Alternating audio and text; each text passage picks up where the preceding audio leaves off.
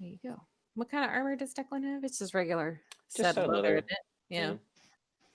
I have that fancy breastplate that doesn't have the dex Mm-hmm. limitation. Yeah. Dang. I can't wear median, unfortunately. Elven chain it is. Hey guys, can you hear me now? Yeah. Mm-hmm. Sorry Bit, about that. yeah. I've no idea what happened there. Interweb issues as always. Do I Gotta sound get that okay? space internet from Elon Musk. Yeah, I know. Hmm. Yeah, it's not fine. Yeah, sound better than you did. Okay. So, you said come see him fight in the pits, and then I said, in the pits. Yes. So he says, yes, we have a fighting pit named Fathak, and Kauri, he fights there often. He's our champion. He is huge. Biggest dwarf I've ever seen. Not as big as you, maybe, but for one of us, he is massive. And he'll give a sort of like disbelieving chuckle.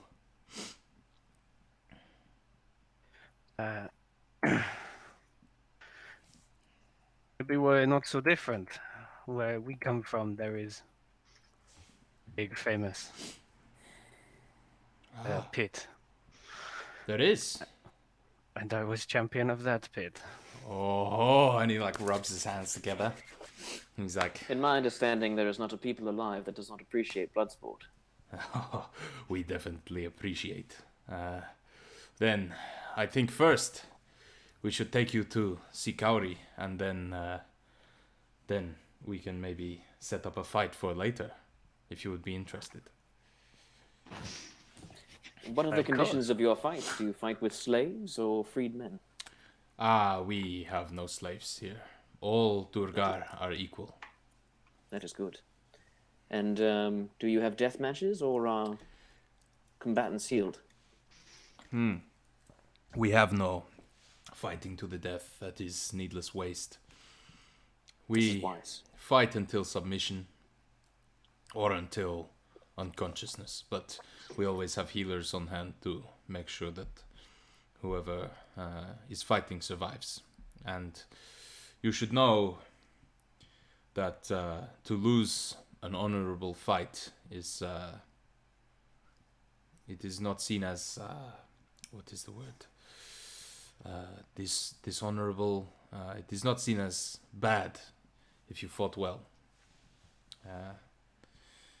We have respect for one another, and we hope you will harbor the same respect. And he like looks up at you, Makud.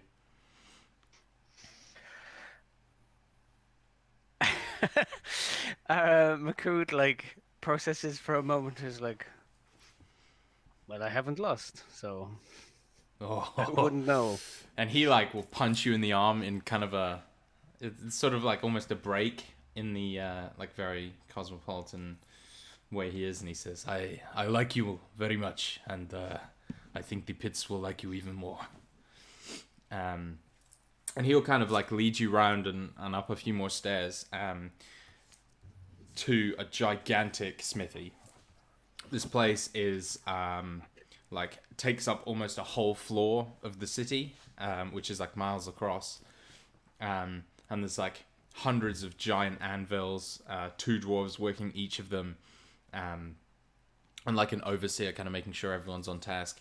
The only kind of, and there's, you know, dwarves pumping bellows, dwarves, like they all kind of work together in each of their stations. There's about 5 dwarves to a station.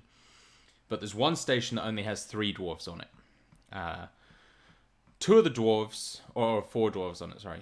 2 of the dwarves are like pumping the gallows. One of them is like stoking the fire and like kind of drying off tools and, you know, doing kind of the admin pieces. And the last dwarf is working the anvil, which on all the other stations, 2 dwarves are working the anvil, but this one's working it alone. And this dwarf is 6 foot tall. He is gigantic. He's about 6 foot tall, probably about the same wide. He has like a very kind of wild beard that's kind of burned in patches. Like incredibly muscular, just barrel chested. And as you're walking, Damaro will like call out to him and say, "Coffee!" And Kalfi will like look up slowly. His eyes will go a little wide, and he like drops the gigantic hammer he's holding. Kind of like stretch out a bit, stand up to his full height. And like seeing a dwarf taller than you, Declan, is like real imposing. And he will like stride over.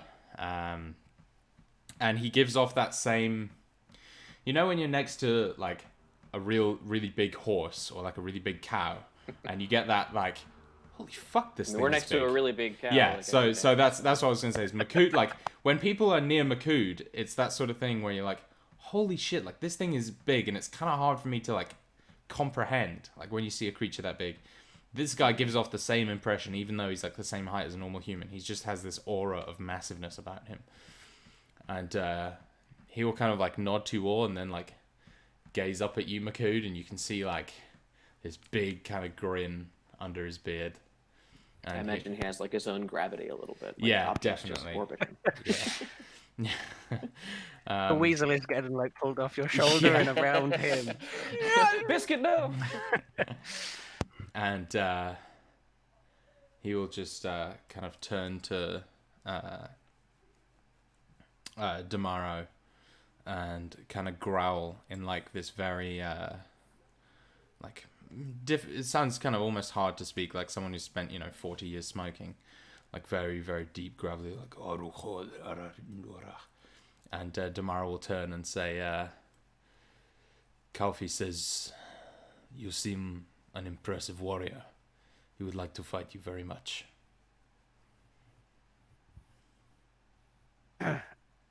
Makud kind of like says that. Oh, this is Kalfi. This is Kalfi. He's smith and he fights. Of course. He cannot spend his whole life fighting. There is much to do. I mean, I usually spend it drinking or fighting, but he's To gonna be like. fair though, Makud, you do spend a lot of time bored. Oh, no.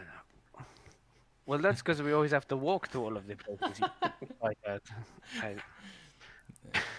And Makoto will like turn to him and like stretch out a massive muscly arm for the manliest shake of fucking manliness. predator, like just the clamping forearms. Make a strength check.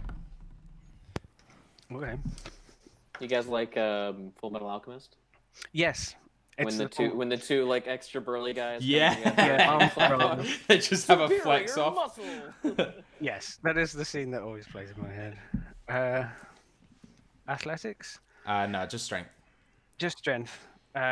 21. 21. Okay, so your handshake is like stronger than his, but there is that like you feel like this guy's fucking strong, and he just starts chuckling this like deep belly laugh that you can all like feel sitting in your chest, and then he will point to your hammer and kind of murmur something else, and Damara will translate and say, "Your hammer is very impressive. Kalfi likes it very much. He has one of his own, but it is a little different." And Kalfi will just turn and walk away, and you see him like walk over to this kind of kind of locker almost, open it and pull out a massive hammer that's a little shorter but like just as big. Walk over. Mm-hmm. It is like double-headed, and is this kind of grayish blue color, and you can see like it's magical just by looking at it. Like this thing is just as magical as your hammer, and it's got all these kind of like swirling patterns in it to make it look like it's designed almost like the wind. And he says, and he'll say something else, and Damara will say, Kalfi says, if you would like, you could fight for the prize of the hammers. If you win, you take his. If he wins, he takes yours. Ooh. Uh. Hmm. I'm debating this in my head. Like Makud wouldn't debate Makud it would at all. He'd go with something. absolutely do it. Yeah. I think Makud would, but the thing is, it's also like been a conduit to his ancestors, and with it, he can create like a giant version of Enthris, and that's the only thing holding me back from saying yes immediately.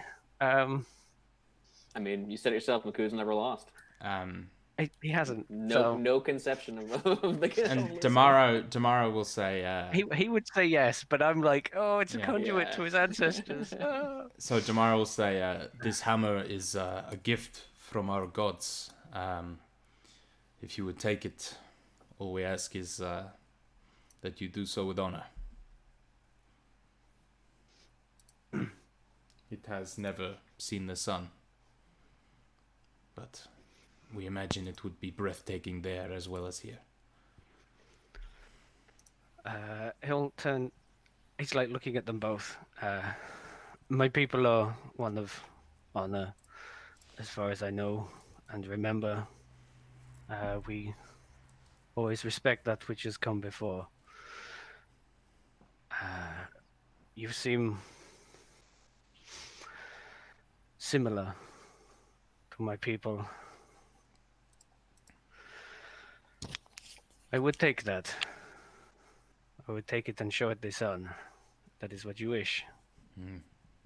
But I would ask, personally, that when you are finished with it, or when you perish, you see it return to this place. It's home. Makut says, when I'm finished with it. Inspiration. I'll just add it to the pile. Yeah, and Damaro grins and says, so will you fight for the hammer? Of course. And he's gonna like put his hammer up against the other one. Yeah, and Kalfi will kind of like clang them together. And you see like everyone else in the forge has stopped, and everyone is like looking and like nudging each other, and some people are like already passing coins between them.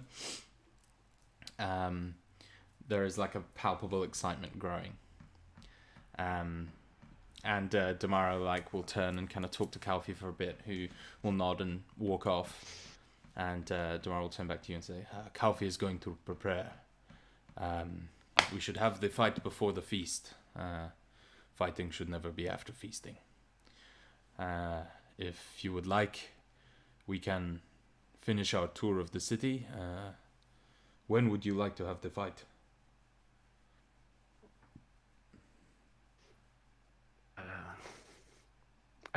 He's in like a completely dark cave with very little concept of time. Yeah, this whole place is lit. They have like sure, but like there's no passing of the sun. no, so, absolutely, but there are so lights soon? everywhere. My friends want to go see what your people can make. Very well, and he will kind of like lead you over to one of the kind of there's like these tables laid out with like the finished objects which are to be like collected, because you reckon, just from kind of looking and sort of things that Damaro has inferred, like about half of the stuff they make is for the war effort, and that's kind of instead of like taxes, like everyone's here privately and they get a wage, but they make half stuff for the war effort, and then half the stuff they make they like share between their team and sell, and then kind of collect the profits. And it's sort of this like careful ecosystem all about like fairness and, you know, honor and that sort of thing. So it's quite like utopian in that way, a little bit, like everyone kind of pitching in. It's a little bit communist, but in the good way, not in the, you know, unfair Gulags way. Yeah, it's Interestingly, it's quite similar to how the Incans used to run things. They did everything for the state. yeah, And they had like incredibly elaborate administrations. yeah, yeah. everyone did their part. I'll have to send you some stuff. Oh, I'd be interested in that. And so yeah, these like you see some like finely wrought axes, lots of hammers, a few daggers that look like they're designed to be like slipped into boots and like sections of the armor, like kind of a last resort ski and do type thing. You also see Is it Clouthy, the guy we're talking to? Calfee, which I Calfee. realized as soon as I wrote that name that Clouthy was the giant from campaign 1. I guess I just like that sound of a name. Yeah, it's nice. But yeah. But I'll say to Clouthy, I'll pull out my hand crossbow. Do you have anything that you've made quite like this? And I'll say it To in character, Calfee obviously. the smith or the Damaro the elder? To Clouthy the smith. Okay. So he will kind of look a little bit taken aback and say that you're speaking to him and say, no, my hands are too big. I make big things. If you speak to Bunto, he makes smaller things. We have some things like this. That is what Bunto is good at, not me. I will speak to Bunto. Okay. I'm very excited for your fight. Me too. He'll just kind of blink at you. You want to fight as well? It could do. Not me though. I fight him. Why, are you scared? Not of you, little man. But he says that like good-naturedly, like not like Yeah. not like he's like you fucking bitch. We should all have our own one-on-one pit fight. It occurs to me that every good fight needs an undercard. Damaro is like beaming at you all, and he says, "I can organize more fights if that is what you wish." If it would raise coin. It would raise coin. It would give the workers a break, give them something to enjoy, give us all something to enjoy. We are excited to see how you sun-kissed fight. Makud, this is me talking, not Abrashmina, but Makud is fighting for the chance at a hammer. Yeah. Well, if there's some prize, I'm sure that each of us might be amenable. So, the way it will work is for the case of Makud and Kauri, they fight for the hammer. That is their own thing. There is no coin for this fight. But we could have fights for coin. We could have fights for weapons. Whatever you wish. Coin is generally easiest because that is what most people have to give. But Not can- everyone has a weapon that is a gift from their gods. not quite like well.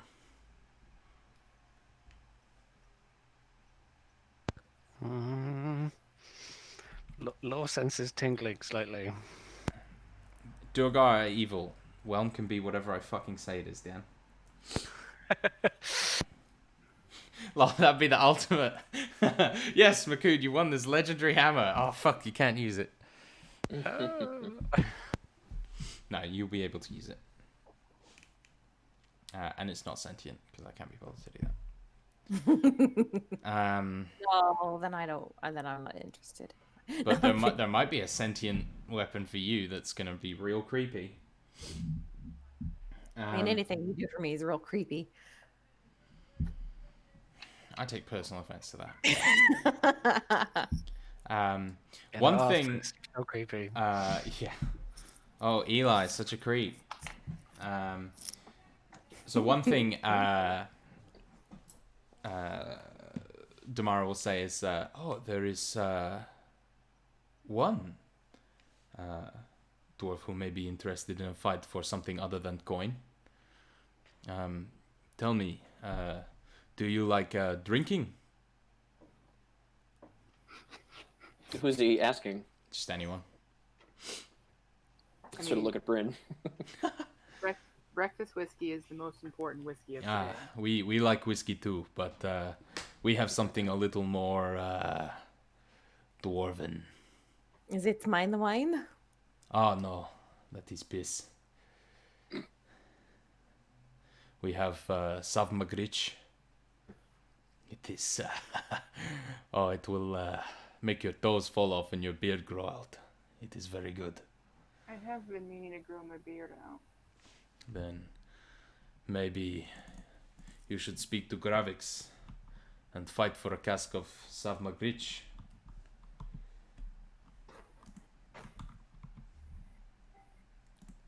Maybe. Take that home and sell it at the Mirage for sure. So which one of you wants to fight for it? Would you like to meet Gravix first? Sure. Can we finish looking at the things that they could make though before we? Oh, my move on? apologies. He'll give you a bow. No, that was more C saying. No, I know, but I took it as an opportunity to give a bit of info about the culture. So, yeah. What so was you the guy she was going to fight this for note purposes? pardon? was the guy Gravix. she's- Gravix. Yeah. So you see daggers, axes, hammers. You do see one set of that spiked black armor, sized for dwarves though, and a few kind of more just standard plate. They will introduce you to Bunto if you wish, and he's got these kind of big goggles on, and you see he's like not working at a anvil currently. He's like sitting fiddling with what appears to be a crossbow that shoots 4 arrows at once. And he's kind of like fiddling with the string on that, making sure it's tight. I'll speak to Bonto and say, you are the craftsman known as Bonto. Ah, yes, I am Bunto. My name is Declan, and I was curious if you may have some sort of crossbow that a man of my size may use effectively. What sort of thing are you looking for? Something like this? Or I something... mean, I assume the thing he's working on is like a big, like heavy crossbow. It's pretty big. Yeah, it's a heavy crossbow, definitely. Yeah. I'll pull out my hand crossbow and show it to him. Ah, you want small crossbow? He'll hold out his hands to take it. Give it to him. He'll kind of like turn it over. You can see he knows what he's looking for immediately. Like he looks into the mechanism and everything. He says, "You want one exactly like this?"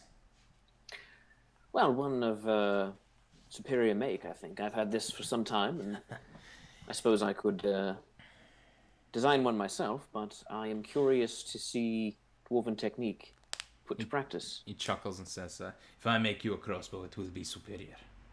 I can only imagine. Would you mind if I observe for the crafting? You are a craftsman yourself? I am, yes. In some ways quite fledgling, but my particular expertise is in the application of magical energies. He kind of raises his eyebrows. Ah, you enchanting weapons. In a fashion, yes. I have developed a technique for the conversion of magical energy into a physical substance, which can be worked into material without spellcraft. And that blinks rapidly, and you get the impression there's a like little bit above his paycheck. But he says, this is very interesting. I don't suppose you could teach me this, though. It is probably too much to learn quickly. Well, to learn quickly, perhaps, but the goal of this technique is to be able to share it with those who do not practice wizardry or other arcane arts. So you are actually my target demographic. Then maybe I make you this crossbow free, and maybe you share some of your knowledge with me. Maybe you enchant some of my crossbows. It would be an honor. Enchantment does take some time, but I would be happy to at least show you the techniques. I understand. I'll hold out a hand for you to shake. Clap it. Okay. Well, shake it. Yeah, and he says, then I will find you after the fight, before the feast, and we can talk about it. And then maybe start tomorrow. I look forward to it. He'll kind of give you like a ducked head bow. Thank you. Your What was name his- is My name is Declan Cole. And what was this guy's name again? Bunto. Bunto.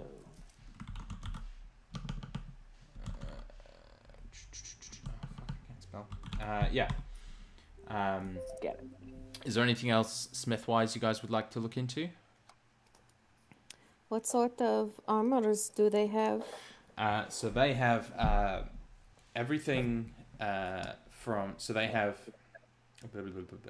They have no leather armor really here, but they have breastplates, chain, half plate, full plate, ring mail, and that spiked armor I talked about. On the breastplates, the one that Abrashmina has is the one that that craftsman in Ashar made. That's lets her have 2 or 3 decks mode instead of just 2. Do they Yeah. have anything similar or anything enticing to? So, like the craft of these Durgar isn't, specialized for the most part. It's not gonna be that, but it's gonna be very solidly made. It's never gonna break on you. But they haven't got anything that adds any extra effects for like the standard kind of armors. Okay. Then I am not interested. Anyone else? No. Bryn? No, I'm pretty sad. I mean, I have special armor too, and Yeah. my defender rapier. So Sweet. Then Madaro or Damaro will kind of lead you up to the next level, and he'll say, "This is the Kafring, the brewery of our city." And you see again, this is like miles wide. This kind of disc layer that you're on, all of it is dedicated to brewing and distilling alcohol. And there's one area where you hear these kind of regular explosions coming from, and he kind of makes a beeline towards it. And you see there's this like giant kind of metal like still, and it's kind of shaking slightly. And every now and then it just lets out this like gout of smoke out the top and kind of and you see there's like a slightly singed looking Durgar with like a long beard, but that's been like wrapped around his neck like a scarf and pinned up. And he is wearing like goggles as well. And he'll kind of jump down at your approach and kind of give Damaro a nod. And sort of like look at you all. And Damaro will say, "This is Gravix. He's one of the master brewers here of Savmagrich." And he'll kind of like make introductions for you guys to Gravix. He'll nod at each of you as your names are given. He looks pretty tough. Like he's kind of broad-shouldered, but he looks more of a standard dwarf. Kind of a bit of Coben's ilk, like not quite as heavy set as a lot of the ones you've seen, but still built like a brick shithouse, just a very short brick shithouse. Declan will say, "The brewing of Duragar ale seems a dangerous business." This is not ale. Ale is brewed No. back there. This is Savmagrich. It is liquor. I would offer you to try some, but I do not think that is a good idea before the fight. So it is a distillery then. Yes, this is a distillery. I see. And like after talking, he'll kind of tell Gravix that you guys are maybe interested in fighting in the pit for a cask of Savmagrich. And Damara will turn and say, "So, does any of you wish to fight for this? And if so, what will you put on the line instead, in case you lose?" Yeah, I'll be interested in fighting for it. I don't have much to offer. Bit of coin. A weapon or two. You will have to show what it is you wish to offer specifically, so that Gravix may accept before the fight. He says, kind of sounding a bit apologetic, like he's trying not to be rude. So I will get out. I have a +1 rapier that I can get out. What else do I have? Ooh, I have the brooch of shielding.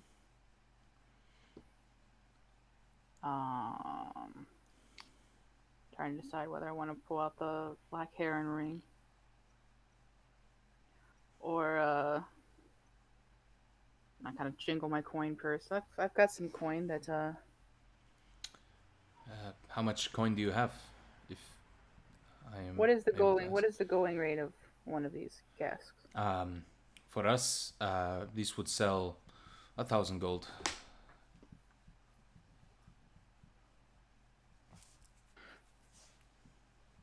I could put 1,500 on. 1,500 gold. Kind of raises his eyebrows and gives you like a respectful kind of like, oh shit, okay, kind of look. That's like a $20,000 keg of beer. Yeah, or liquor, it's rather. Sorry. Yeah. Just wait till you try it. There are stringent rules. And if you offer that, he'll like explain to Gravix, and Gravix will give you like a nod, and hold out a hand for you to shake. All right, 1,500 gold for the cask. Yep. All right, sounds good. Shake hands. Shake. Okay.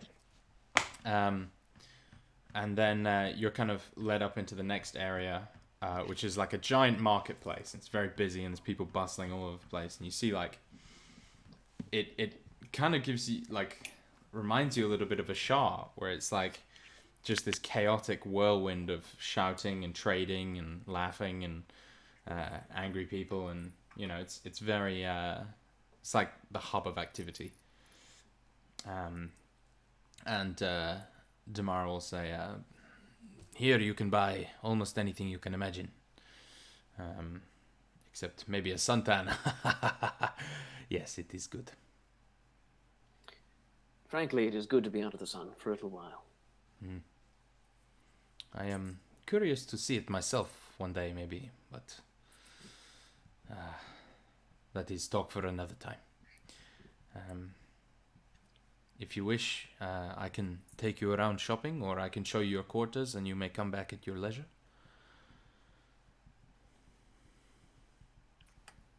Let's Big go shopping.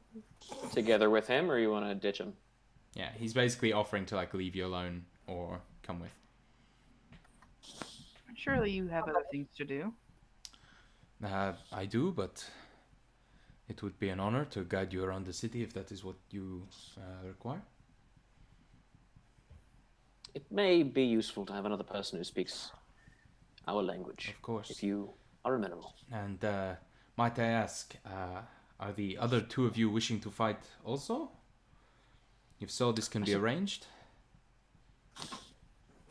I would be happy to test my skills against one of your people who thought themselves my match, but not sure what I could offer in trade or as a prize.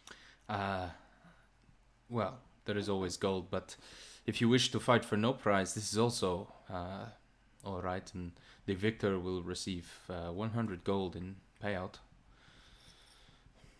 I suppose I would be interested to do battle with a craftsman who could work exotic leathers into armor. Well, if that is the case, I'm sure we can find someone.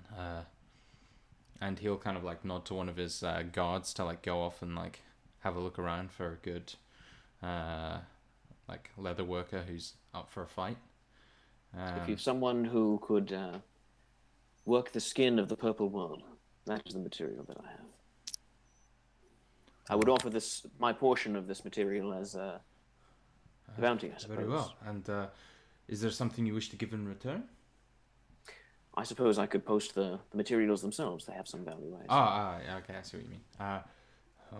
This would be amenable to many of the leather workers. I'm sure we can find someone. And for you, tall lady, I'm not sure a fight for you is in your best interest, but I will not tell you what to do. Burn. Well, I think he more means that she just had a concussion like an hour ago. Right. That This is guy's a something. sexist. Fuck him up. Yeah. You're a woman, you can't fight. I think it is more that I do not see anything that I wish to fight for, unless you can think of. The joy of fighting, of course, that is the true prize. I'll kind of like give Makut a bit of a nod. Like, this guy gets it. What about the opening of a temple?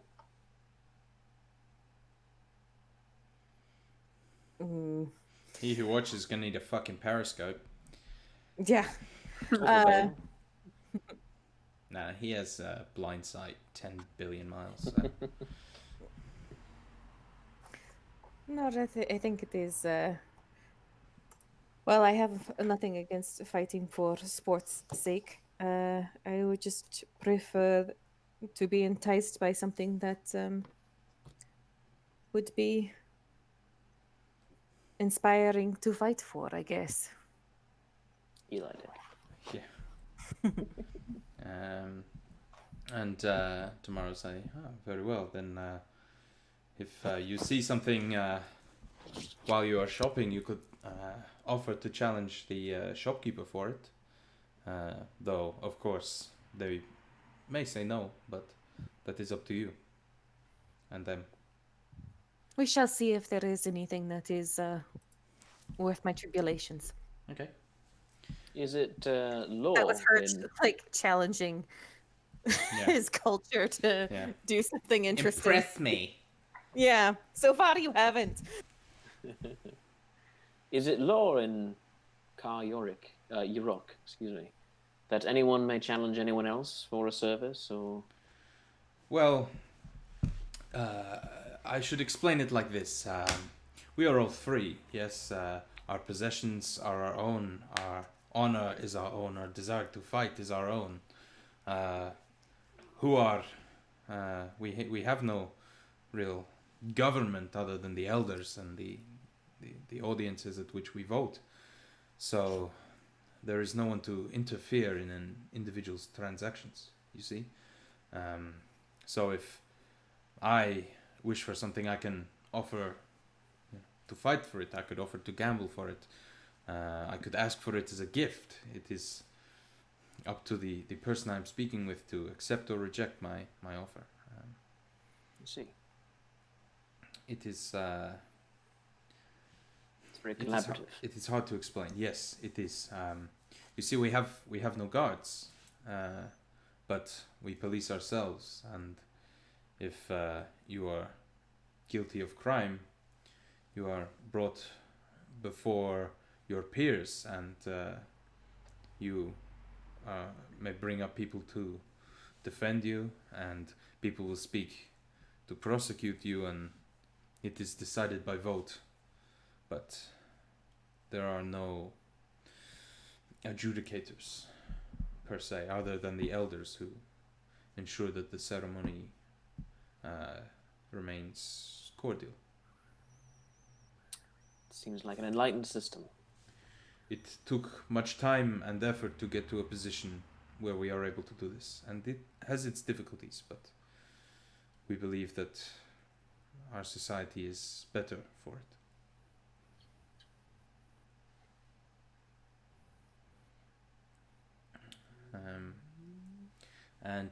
So he will kind of lead you around the shops. You see like lots of food, you see like clothing, weapons, like some of the smiths from upstairs like bringing weapons down. You see like a couple of enrobed uh, dwarves look almost wizardy to you, and they're kind of selling like a magic item here and there. It seems they don't have much like prejudice against magic. And yeah, is there anything you guys are looking for in particular? Not really. Are they all Durgar? There's no like anyone from who may have been a surface dweller who might be selling wares down here or something. No, you don't see anyone who isn't Durgar. Are there any other underdark races represented? No, like no one else. No drow, drider. No. There's some purple worm hawking his wares in a corner. Mushroom people. Yeah. Oh, the blob.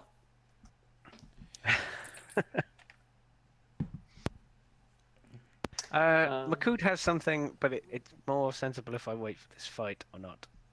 When you have the best smith, like, why go to someone else? So, Okay, for sure. I'll see how that goes. Otherwise, he would ask. I have something in mind. Declan will ask tomorrow. How long do you think before your people are ready for the assault against the Mind Flayers? Declan, we said we would talk of this at the feast. He kind of chuckles, but well, with the large amount of Amnal iron that you have brought, it is not long.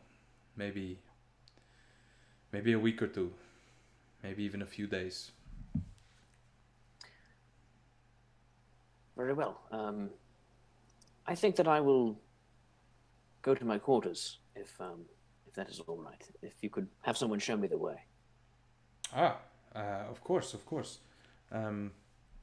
The fights will start in maybe 2 hours, so I can have someone lead you to the Fathak when you are ready. That would be wonderful. Do they have any magic items that look interesting or exciting? Yeah, for sure. So just quickly, the other guard who didn't go off to find the leathers and stuff, or the leather workers, he will like lead you off. Does anyone else want to go to the quarters? No, I just want to wander around the city. So he will lead Declan off, and he will kind of lead you up a couple, like the top few rings are all residential, and he'll lead you like a little whiles. It takes a little bit of time, but eventually you come to this like kind of small cul-de-sac with these 4 little square huts, and he says that the 4 of them have been set aside for you, and they're like 1 room studio kind of apartments. I'll spend some time working on infusions while I wait for the fight to start. Yeah. And that's when you get jumped. Never hear from Declan again. I feel pretty safe in the city. Famous last words. Yeah. I'm going to be right back. I'm going to use the bathroom. For sure. So yeah, you see a few like you see a lot of them are selling like these kind of stone runic glyphs that like seem to pulse with magic and like seem to be kind of they look powerful, though you aren't quite sure why. You see like a few kind of like horns that are sort of suggested to be magical. You see there's like one guy who's selling like he's basically got like a few clothes racks and he's selling like capes and cloaks. You see there's one of the guys near the leather workers is selling like several different like large runic belts. Yeah, that's pretty much most what you see. There's one guy selling scrolls actually as well. Yeah. What are the runic stone glyphs like? What are they? So you would ask, and Damara would tell you, and he says, "Well, they are, I suppose, a little complicated to explain. But and he kind of like holds one up. They're about like fist size, and you can see it looks like they've got kind of got ore veins in them. And he says, "Well, you attune to them, and well, they have several properties to them that, you know, it is unclear what you get until you get them, but each symbol can have, you know, a set few different properties. This one, for example, each has two properties. This one can make it so that you cannot become stone. Yes, when basilisks and things try to make you stone, it can stop you from being forced to move. It can show you all creatures standing or touching a surface that you choose to inscribe it on. And then it can also give you give your weapons extra hitting power. It can let you meld into the stone. It can let you deal powerful damage with hurling rocks at your foes. It is hard to explain. They have many abilities, but you do not know exactly what you will get until the rune is attuned to you. This is a rune of stone. There is a rune of fire. This one here is a rune of the air, the wind. This one is a rune of ice. There are they have many abilities. So basilisk confirmed. Yeah. Unfortunately, none of that sounded good enough to give up any of my attuned items. So Abrashmina will just kind of nod and move to like the next place. Like she's doing like the full on like bizarre like window shopping thing. Yeah. So she's gonna go buy each and every one of these things. Yeah. You go by the cloaks. There's all kinds. There's you know, like the guy is kind of holding up different cloaks and speaking, and Damara's having to translate like very quickly. He's like, you know, this one lets you like teleport around. This one lets you swim. This one lets you fly. This one lets you turn invisible for some time. This one, what's it called? This one lets you climb on walls, and he shrugs. Is there something in particular you are looking for, Lady Abrishmina? Which of them do not require attunement?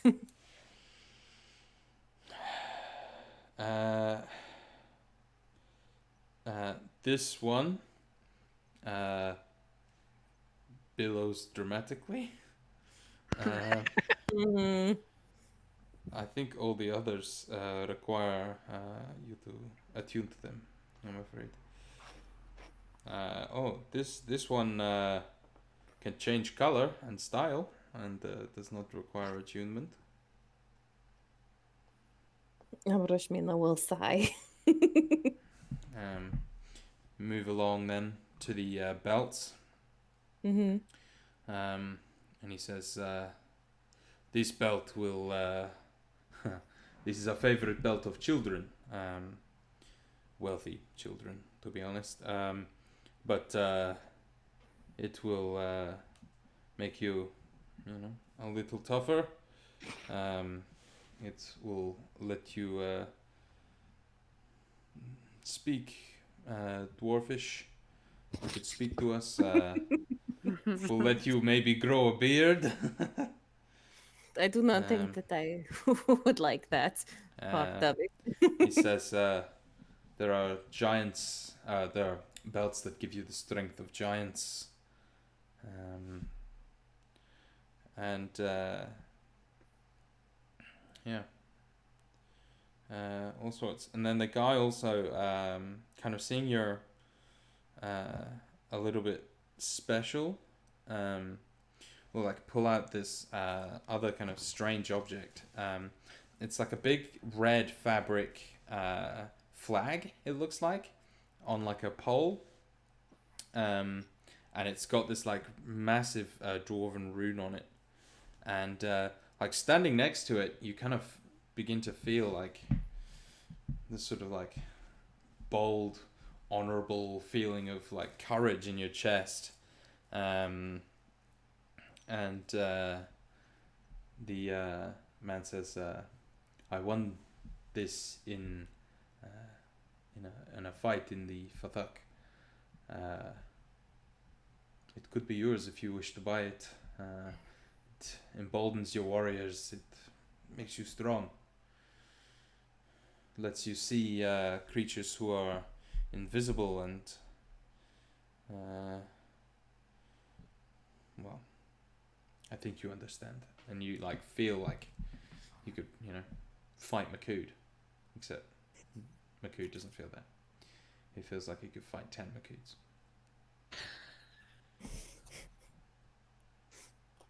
And 10 Makuds each have 2 hands, so that's 20 times the Makud. Yeah, that's a lot of a cood.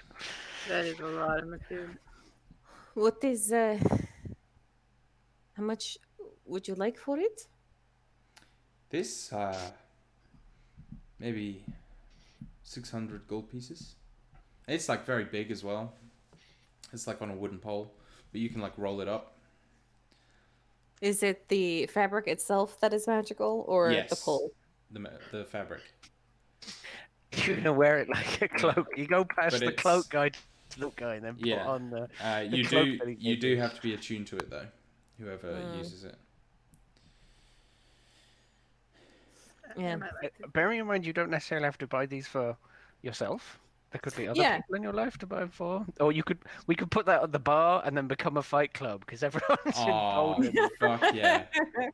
I So have into a it. strange desire to See, fight. See, like my problem is that my attuned items are very, very good. Like the mantle of the Watchers, of course, my spellguard shield, and my veil staff. Those are not things that I would easily want to give up that slot Mhm. for. Even though I totally heard that there was another cloak with Montebank over there. And as much as Abershmina and C, the player, would like to not ever be trapped inside the gullet of something again, and having a cloak with a Montebank would be very useful in making sure that doesn't happen ever again. Actually, I need both of them. You need both clothes. Just buy all of them. He just wears it like a comfy one cloak in back and then the other one in Yep. front. Like And by then- the end of the Poncho, yeah. campaign, you just see Declan. He looks like he's super fat, but he's just covered in cloaks, and he They're all can't shaped can't- like 300 times a day. he can't walk anymore, but he just teleports one step at a time. like there was part of me that was all like, ooh, maybe if I got the cloak of invisibility, he would trade me the cloak of the Montebank for it. Maybe. But Could you buy I it mean, for I'll be able to life? make when I have time enough, I'll be able to make Dimension Door tokens that we can use. But well, yeah, I suppose that is something to consider. What color is the cloak that lets you teleport around and stuff? the cloak of the mountebank. Well, I mean, it doesn't have to look exactly like it always does in No, the no, book. I'm asking if that's the one you mean, because I know I said that, Yes. but like, Yeah. it's black on the outside and red on the inside, like a classic cartoon Dracula cloak. Mhm.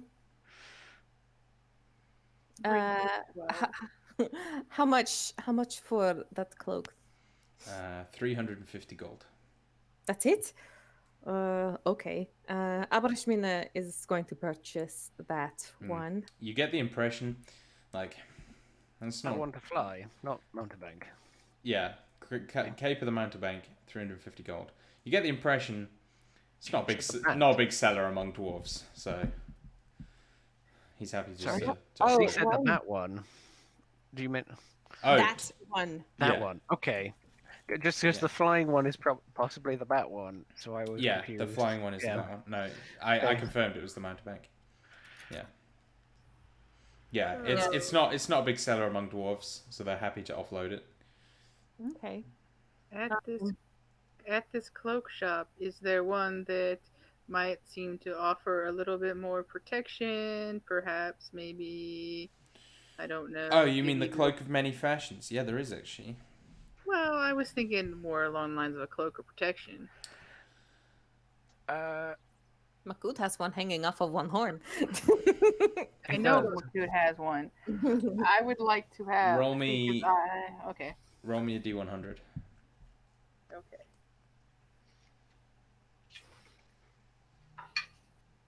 31. Pardon? 31. 31. Yeah, there is one. It's green. Sure.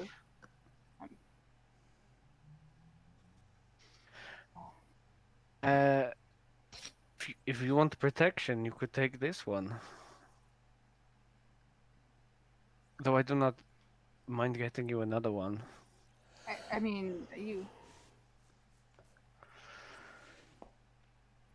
It's no big deal. I was thinking I might take one of these, and he like points towards the belt dwarven kind, because he currently can't see in the dark, can't speak to anybody.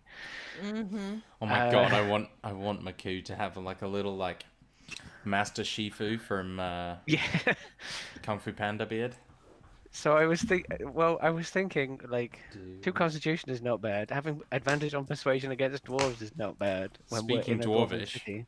Speaking, reading, and writing Dwarvish when he can't even do that normally. It's like, I understand these letters. They don't have curls in them. The curls will confuse me. These letters are all straight lines. Yeah. It makes so much more sense. Damn serif and sans serif fonts. But I get dark vision, and then I have advantage on saving throws against poison and resistance against poison damage. And beard. Like it's a beard. Like it's a reasonable trade-off. I think. It would At least also what help would you help in your him. if you had like a dwarven understanding of the dwarven language, it would help you learn to read other languages because you would then have like a Rosetta Stone kind of thing you could do. Quite possibly. I don't know what then happens when I, de-attune to it. How my learning would help. Or would I mean, you work. forget. All language. So he's going to offer that if you want on loan for a bit, but then he's also quite happy to buy you one. Because I don't Well- mind having a spare to go back to. I keep forgetting that I have the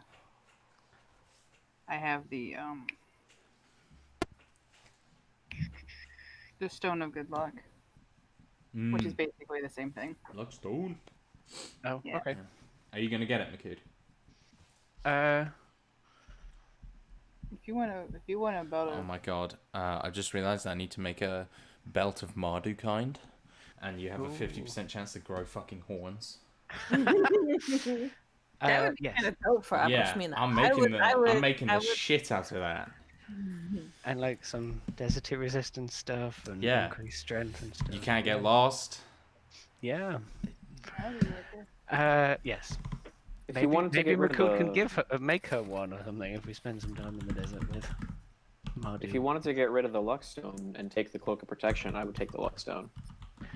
I mean, No they pressure, do I'm the just same saying. thing. They do the exact same thing. I mean, Yeah, why? it's skills versus armor class. Yeah. No, it's both. It gives you. Yeah, Cloak of protection gives you. Luckstone is Cloak of better. Yeah. Luckstone gives you +1 to all skills and saving throws, and the cloak of protection is +1 AC and saving throws, right? Yeah. Yeah. Yeah. Okay. Have we talked about everything that's in all of the shops? No.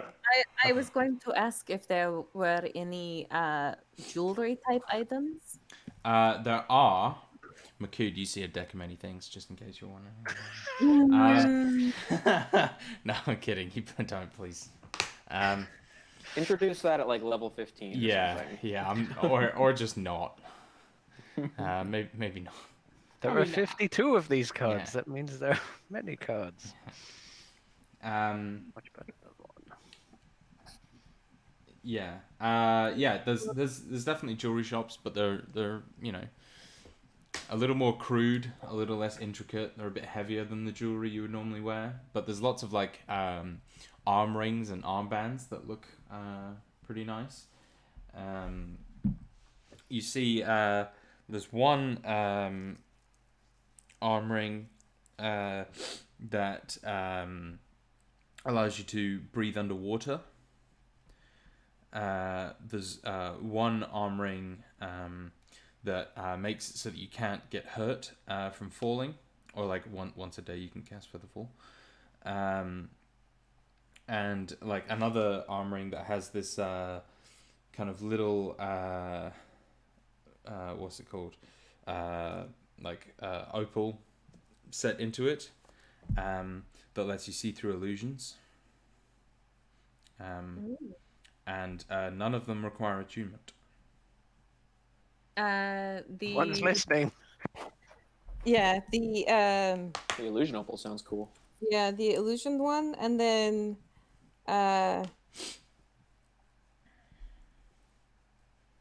were there any others like that? No, those are the only Featherfall three. and breathe underwater. Yeah, and the illusion one is advantage on checks to see if stuff's illusions. How much for the? There are 300 gold each.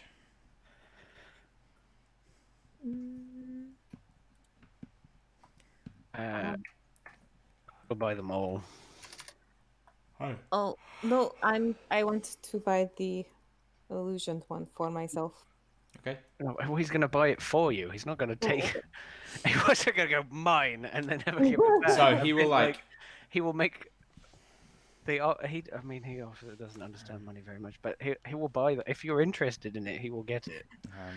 So the jeweler is this like very buff looking woman, and she'll like take the ring and kind of like hammer it into shape so it fits your arm a bit better. Because at this point, like for a dwarven arm, it could go around your fucking neck. So she will like size it a bit to your arm. What is Featherfall? I'll buy that one as well. I said, Oh, if you want them. I think you said you'll buy them all, so I thought no. Yeah, but he did. for us. Okay. Yeah. So he did. I was writing them down. Makud would be interested in having the underwater one, considering he is learning to swim. For sure, man. I was asking C if that's okay. Oh, yeah. No, I wasn't taking all of them. I was writing them down for my notes. No, that's okay. I was just trying to ask which one did you want? Did you want the Featherfall and the other one, or Deck? Did you want Featherfall, or just? I mean, Featherfall is something somebody should have if nobody can cast it. And any item we have that can cast a spell, I can then make tokens of that spell. You can. Interesting. I'll take the illusion one. Yeah. Okay. Makud, it just turns you into a dugong when you go into water. Yeah. Cheers. Just like I put a toe in and it becomes a flipper. Like it just you put a toe in and then your whole body turns into an upright dugong and you fall over. Like if you have a drink, you're just like. That's gonna make things real difficult. This is more a curse. So not necessarily looking for something magical in this case, but this is like we're in a jewelry shop or whatever. Abrashmina would like to see if she could find something that would look nice on Eli. Yeah. So he wears a lot of jewelry. Like he kind of has the same thing as Makud, where his horns are all decked out. Exactly. So he also wears like a lot of rings and necklaces. That is why I broached the idea of jewelry. Yeah. And so, yes. So you see a few things. Would you be talking to the shopkeep about? Yes. That's it. So you kind of tell your boyfriend's gold. And she's like, that's weird, but okay. And so she'll get like a sheet of like uncut gold. And like start holding things up against it so you can see how they look. And there's like lots of like really nice like silver rings that look like really nice against it. there's this one like medallion that has like the sort of flag symbol of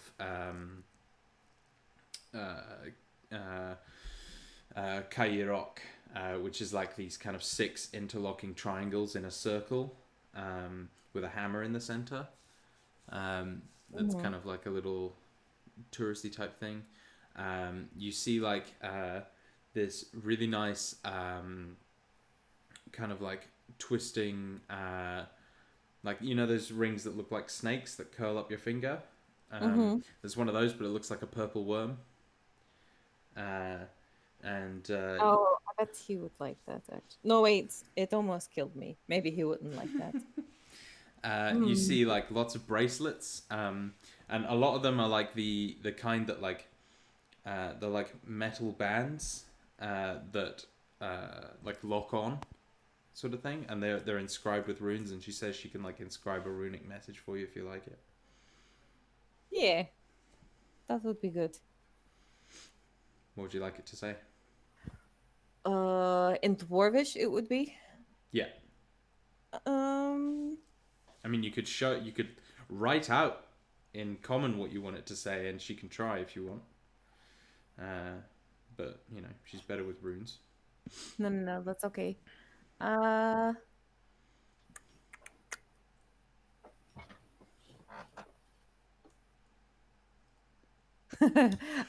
Sun-kissed. Oh, good choice. Yeah, so she will kind of give you a big grin, put that in and hand it over. And that one will be 65 gold. All right. But yeah, that's pretty much like the kind of magical stuff. Like, there's lots of just normal, useful things, food, camping supplies, standard adventuring fare. Could always get more potions. Yeah, there are some potions. Though You they... said that there were scrolls. Oh, there were scrolls, yes. I completely forgot about the scrolls. Yeah. So you approach the dwarf who runs this stand, speaks common as well. He's quite learned, and he's again quite thin. I think Abrishmina would know that Declan would love to have any spells, even Yes. Yeah. with rituals and I was going to all say, kinds of stuff. first up, she's going to ask for ritual spells that a wizard would be able to inscribe into a spell book. Okay.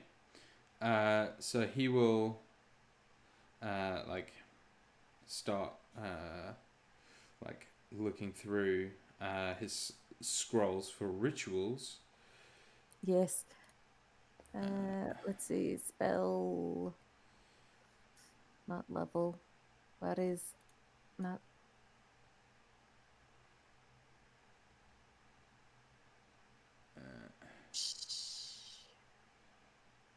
Oh, I'm already in the wizard spells.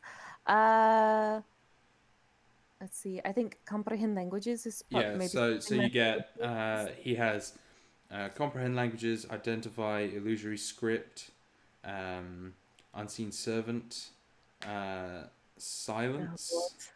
feign death, detect poison and disease, gentle repose. He has water walk. He has beast sense. He has I think I said feign death already, did I? He has alarm. I think for Declan, illusory script and comprehend languages, please. Okay. Unless there is something that's a Dylan-shaped voice is screaming. No. in my Those are head. great. Yeah, Okay. Thank you. Illusory script, and what was it? Sorry. Of the comprehend languages. Comprehend language. Okay, there'll be 300 gold each. Okay. I will purchase both of them for Declan. Oh. And no, 600, not 6,000. I do not have 6,000 gold. And then do you have a teleport scroll or is that too dangerous for someone who is not an actual wizard to cast? I do have a teleport scroll, but it is expensive. If this one's for an infusion for Declan to do, I can't do anything higher than 6th level. No. This is Okay. just for us to have in our back pocket if we need sure. a fast way of getting out of someplace. Yep. How expensive? These are 2,500 gold each. That is just out of my range after all of my purchases. Challenge him to a fight. Yeah, I'm sitting there thinking, what other... You can offer to fight him. Yeah. If I were to offer you a challenge in she'll say the correct word, but C can't pronounce it. Fathak. The Fathak. What would you like in exchange? Kind of like leans forward and sizes you up and he says, I would be amenable to this. What do you have?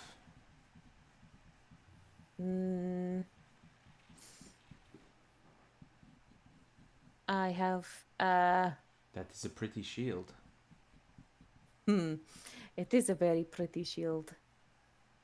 One that has served me very well. For the shield, then? Am I allowed to use it during the... Of course. It is yours until I win.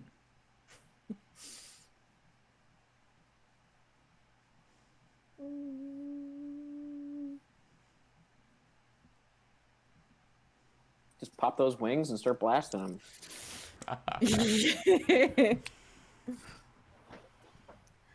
Yes, but first she will attempt to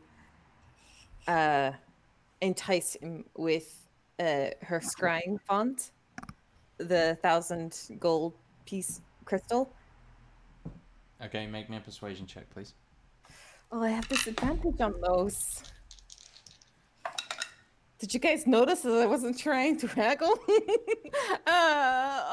One of them was a kraken. The other one is the one I have to take. Is a 15. He says, can I see that? And she'll hold it closer. This is... Very well. For this and the crystal, yes. For this and the crystal. Yes. I was offering the crystal for the scroll. So this and what? Oh, I thought you meant... It's a crystal scrying font. Oh, I see, I see. Then he would say no. It's a scrying crystal that is worth 1,000 gold. Yeah, then he would say no. And if I add this to sweeten the deal, and she'll pull out one of the diamonds we got from the Dragdur. Worth how much? I believe they were 300 each. He will say no.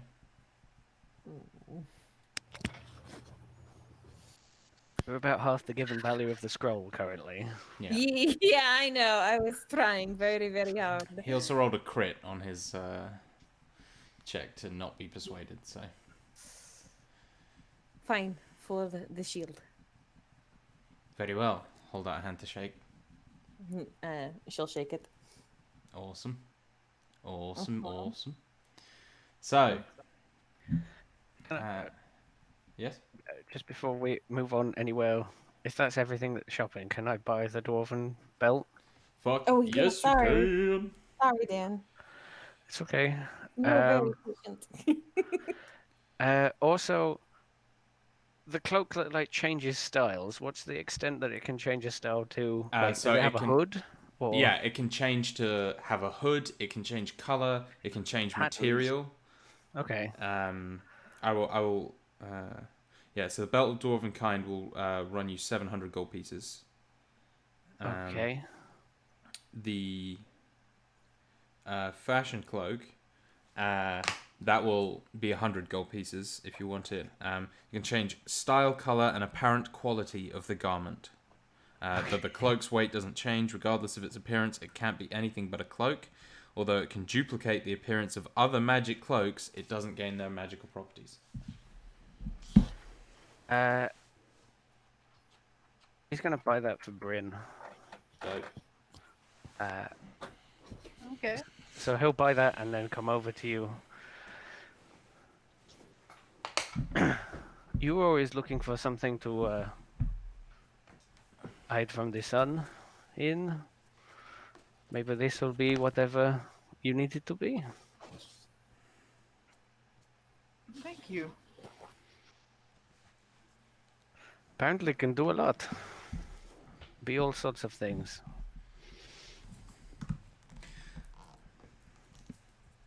And you see he's like strapping on this belt. I don't know if they had to. Luckily it's magic, I suppose, but putting a few more belt holes is what I was gonna say. yeah. I imagine Maku's just kind of walking with his pelvis out, like, "Hey, look at my fancy new belt.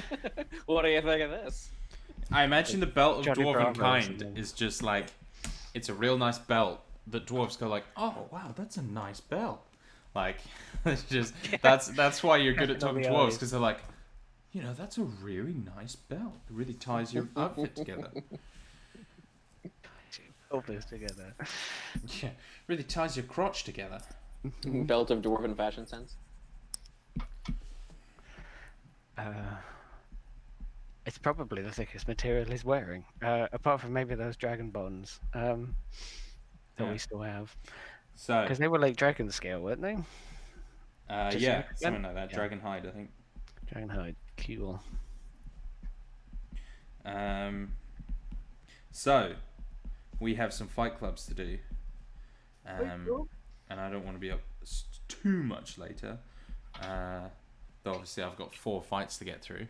I'm happy to have mine next time because I'll have to change all my stats around, taking off a protection belt and putting on a dwarven one. Yeah. So it'll be a faff. So Well, we'll see how it goes. See how long it takes me to kill everyone.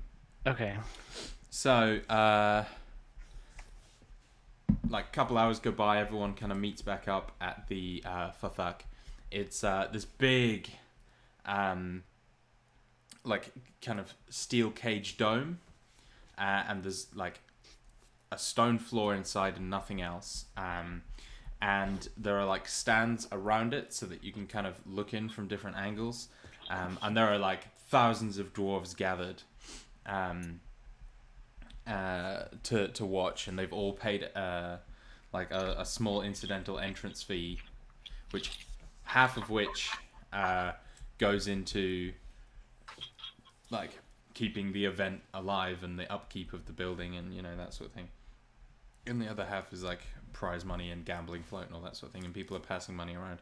Would any of you like to make any bets on yourselves / each other before you begin? Did my opponent look like a wizardy fellow or He definitely looked like a wizardy fellow. He put a teleport into a scroll. That guy. Yeah. I'm more scared of him than. Yeah, he can cast 7 Recruit level would die to spells. that guy and his mind fuckery, I'm sure. Albertina is going to bet on each of us. What are the odds on each of us? Are there odds? Yeah, that was my question. Yeah, there are. So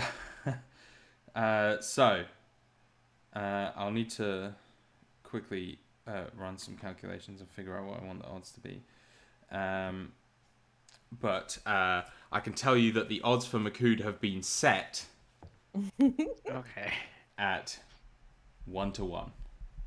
Ooh. So essentially, you get back £1 for every £1, or 1 gold for every 1 gold you bet.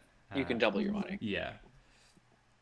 Or no, 2 to 1. Sorry, which is you double your money. Yeah. Yeah. For Bryn, who is fighting Gravix, the brewer. Gravix isn't a he's not a massive fighter. So your odds are 5 silver to 1. So you can earn 1.5 times your money essentially. For Mina, your odds are about 6 to 1. What was his name? I never gave him a name. His name is Ergen. A good Deathbringer. Ergen Thriceborn. And I'm gonna kick your ass. Ergen Cleric's Bane. And Declan, your odds are 48 to 1. No, I'm kidding. Makes sense. Yeah. You are fighting no. Was it Bunto? Yeah. Yeah, For the Punta. crossbow knowledge. Yeah, you're No. I was fighting somebody who. For the dragon leathers. worm. Yeah. the So wormhide, so you haven't met the guy you're fighting. But you see your odds are up at 4 to 1. Okay, against, right? Yeah. Yeah. They're all Okay, is there against. any? So betting on ourselves will give us more money if we win. Yes. Yeah. And what's his opponent's name? Tiglan. Tyglan.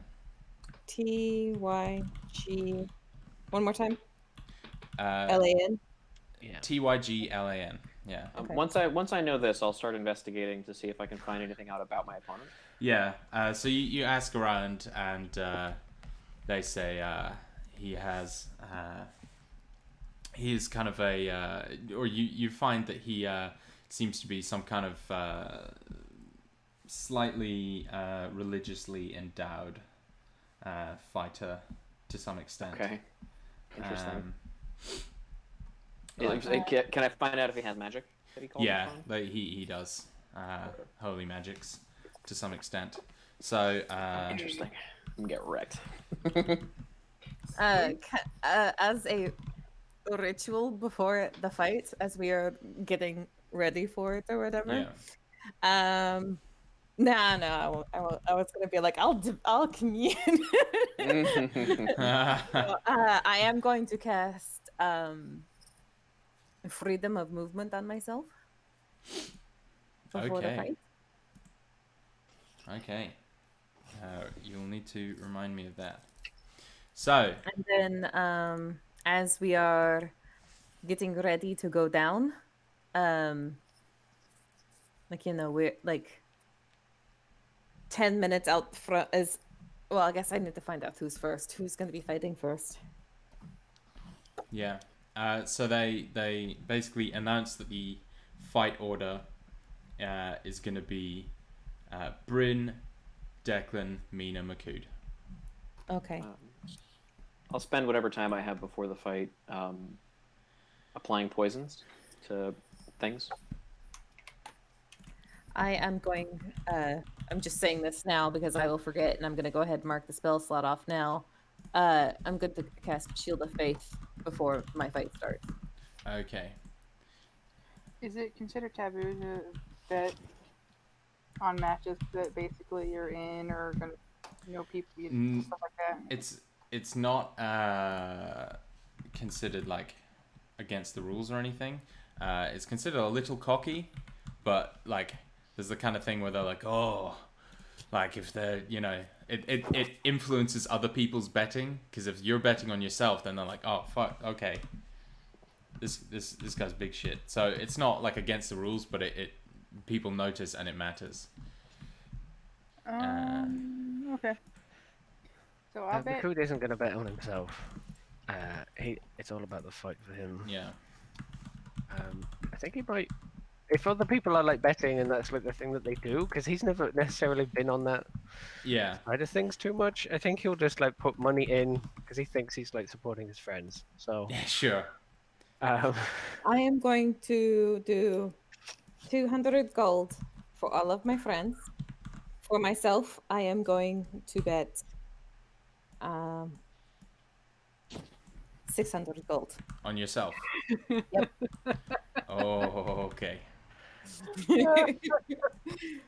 I love it. What level are you guys, just out of interest? 10. 10. Oh. Yep. I'll place a 500 gold piece bet on myself. Awesome.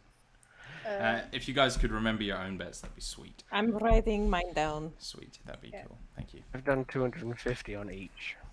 Bryn's gonna bet 200 on everyone but herself, but she won't bet that on herself.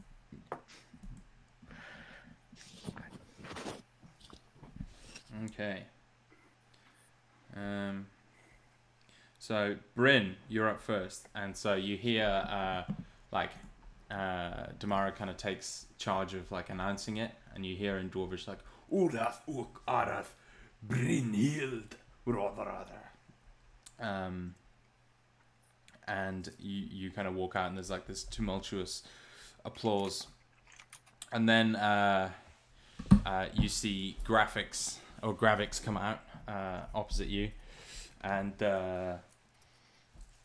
he carries with him he's got kind of like wrapped around one hand a like hook on a rope, and in the other hand, like leaning on his shoulder, he has like a big long sword that kind of glimmers with some magic, and he'll like walk up to you, kind of like give you like a respectful nod, like kind of sling the rope over his shoulder and hold out a hand for you to shake.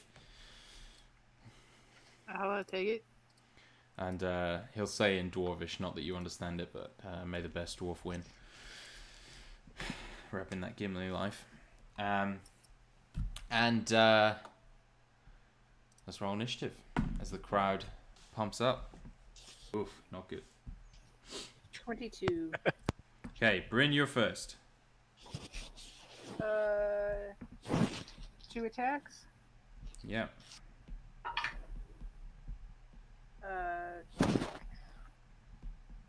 You think I would know this by now.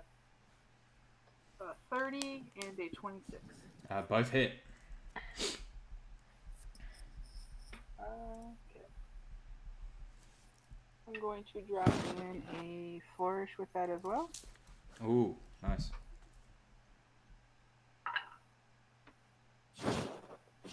14 damage one, 9 damage the other, plus an additional 8 damage. Okay. And then I need a... come on. I need a... Let's go... Wisdom save. I cast Chestnut Whispers at a... 13. That's a fail.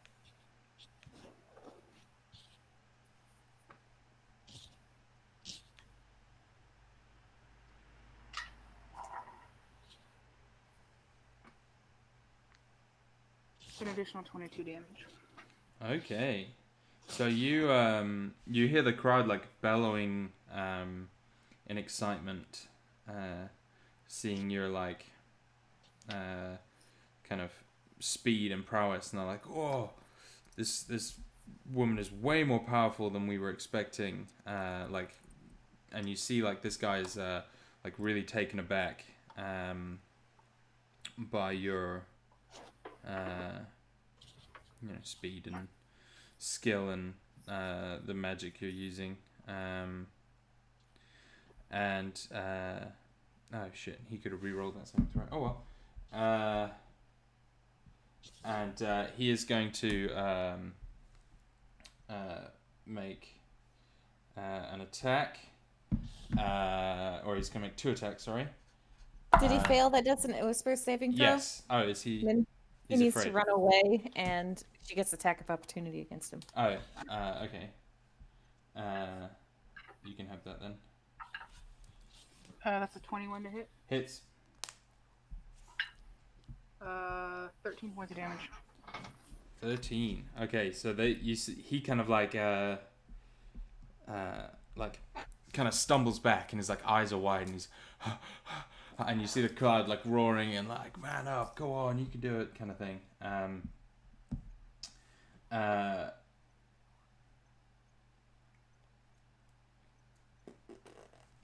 Okay. Actually, yeah. No, we'll do that later. Okay, sweet. So he then doesn't want to come close to you. He is He gonna. doesn't, he Pardon? doesn't have to stay. He doesn't have to stay away. He It's doesn't just have to stay away. Oh, He's kind of he's not afraid. No. no. Oh, He's just sweet. like It just for a makes little the bit of a run. moment. Then he's Yeah. So sorry, I was a bit out of it there. He is going to roar, and lunge towards you, making a hefty attack, which is a disarming attack. That's going to be a 25 to hit. Miss. You're lying? No, I'm not. Defensive flourish. Oh no. I rolled an 8 on my. So my AC is 26. Nice. Damn. Okay. Then he is going to use his other attack to just attack. I think he can save the disarming for when he hits, can't he? Or is that one he has to call? It's a maneuver. Does he have to call that one? I'm just looking at it. Disarming attack when you hit. Yeah, so it's when he hits. That's another 25 to hit, so he misses again. Yep. So he's just like taking these big lumbering swings, and you're just like ducking out of it. No problem. How long does the defensive flourish last? Till the end of my turn, basically. End So, or like, beginning? I will get the exact wording. It makes a difference in case he riposts.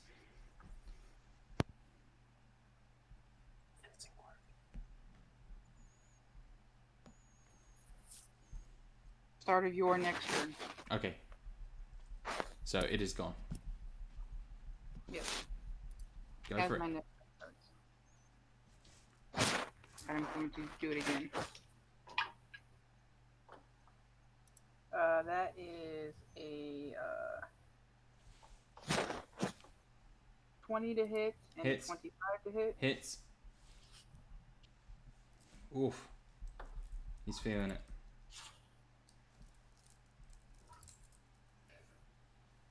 Uh, 21 points of damage on one of them with a max roll on my defensive flourish, and a 12 on the other. And then I need another wisdom save as I'm going to cast Dissonant Whispers at the 3rd level. He fails, but we'll use Indomitable to reroll. For a 21? 21. That is a success. He takes half damage and Okay. doesn't have to run away. Woo!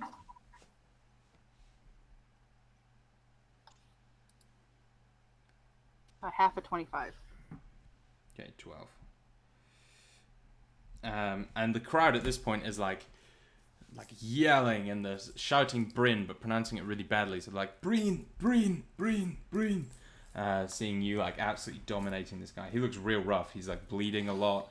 Like, kind of his movements are slowing. He is going to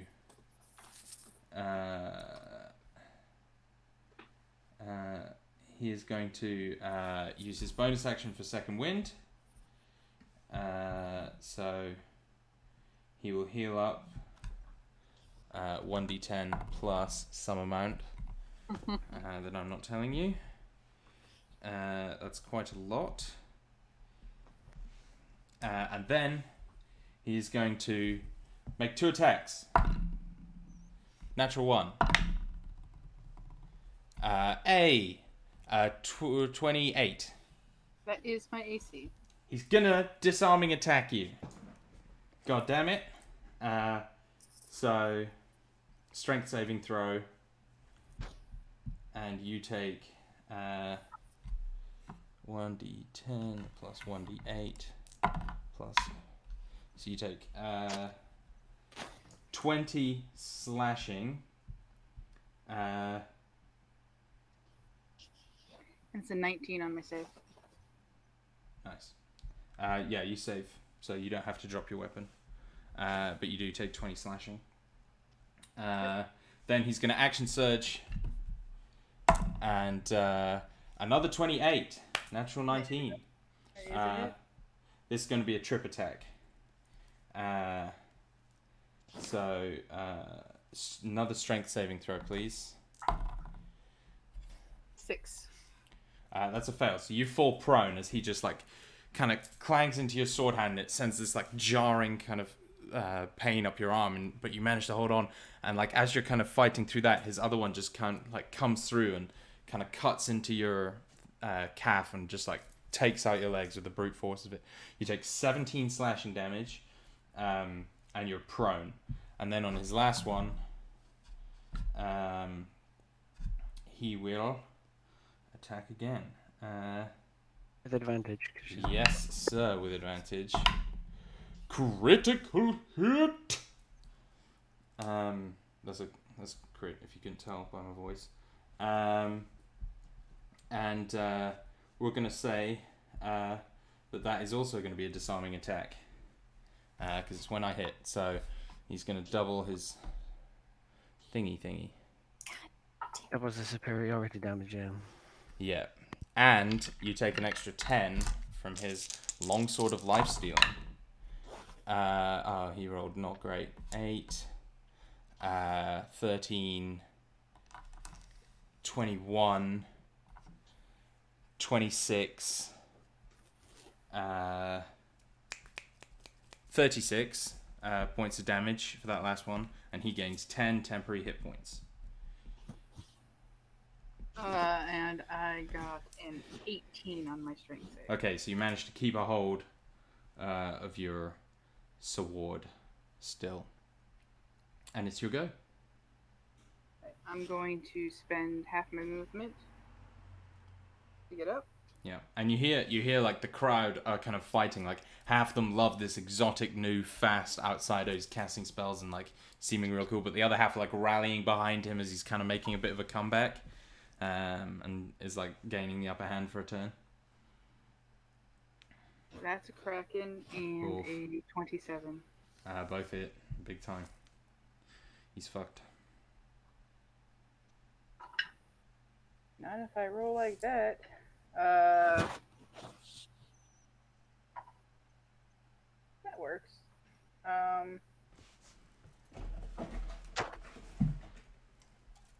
22 points of damage on one hit. And then 9 points of damage on another hit. And I need another Wisdom wisdom save that I cast at the 5th level. 20 total. That is a save. You did the exact amount of damage that he just healed. Like with his second wind and everything. Well, let's hope I roll high then.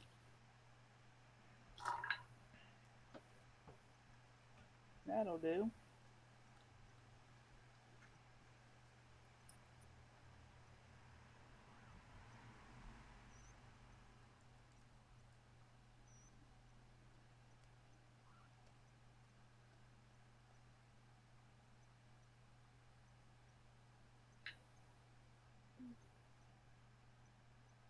Uh, 37 points of damage. Oh boy.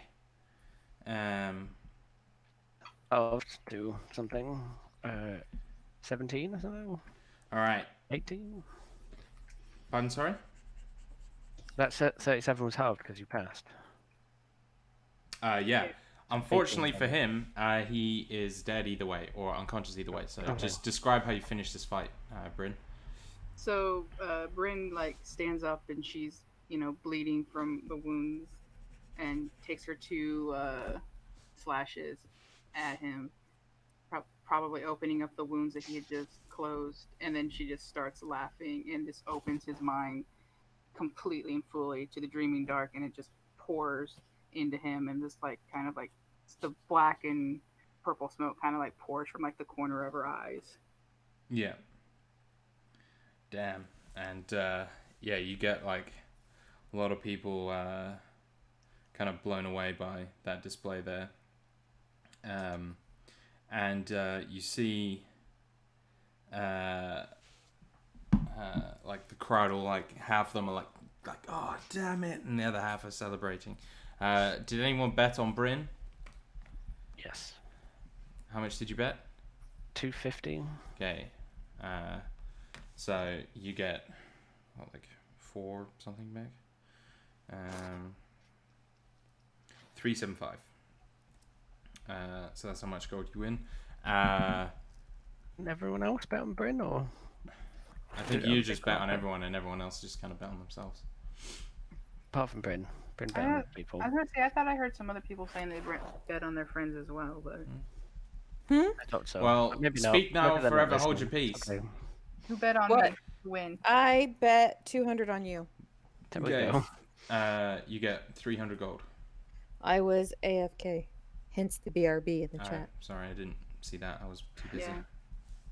Deck, Oh, I'm the one jerk that bet on themselves exclusively. what did you bet on yourself? by I the think way? I had the worst odds at 4-1. Yeah. So I figured I could make the best return. No, just Mina putting has on the my- worst. Mina has 6 to 1. Oh, really? Yeah. Okay. Okay. Well, either way. Yours aren't I great bet still. but yeah. 500 gold. Okay.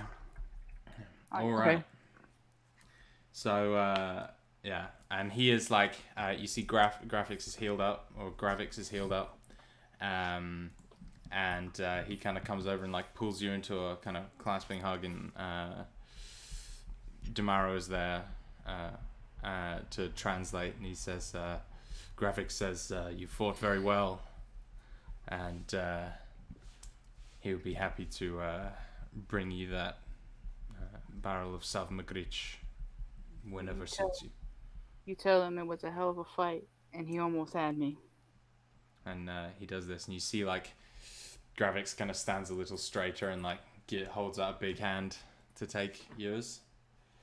I'll shake his hand. And he like will take your hand and kind of raise it in the air, which for you is kind of a slight weird angle because he's not very tall. And the crowd like roars again, and they love, like, you can tell they love seeing like the combatants like getting on and being honorable after the match, and there's like a big show of it. And you're kind of like drinks are thrust in your hand, and you're like shipped off to watch the other fights. And then When she returns, I'll just clap Brent on the shoulder and say, "It's always a spectacle to see a flurry of blades in your hands. Well done." Thank you. I should probably sit down. That was a close one. You look a bit gaunt. And you see Declan brought out, announced. The crowd are all very excited for this one. Because So when Declan hears his name, I imagine like we're up in a booth. So Declan will like pull down his mask and like run to the edge and just leap straight down, Yeah. do a superhero landing in the air. Oh yeah, the people are so into it. It's like they just get to see Spider-Man in a fight, and they're all like, you can hear people like whispering all over the place, and you can't understand them because they're all speaking Durga. But Makud, you hear everyone going like, "Look, he's wearing a mask," and like kids are like, "What's wrong with his face?" Cultivating mystique. Yeah. And yeah, they're pretty interesting, and like you hear one guy like, "Oh, I think he was with the guys that I sold that shitty cloak to." Yeah, then you see your opponent come out, and he's sauntering a little bit. He's got these 2 axes kind of clutched in his hands. He's wearing this like nice sort of dark leather armor. I think it's leather. Wait, let me do it. Chainmail. If he's a chainmail. If he's a paladin, he should be wearing heavy armor. He's wearing chainmail. He's alright. And he, you can see like, you can tell he's got like quite a few magical items and stuff on him. Like he's pretty kitted out. He looks quite wealthy. Like the business is obviously doing well. And he kind of walks up and gives you this very over-the-top bow. And Damaro... I'll return it more modestly.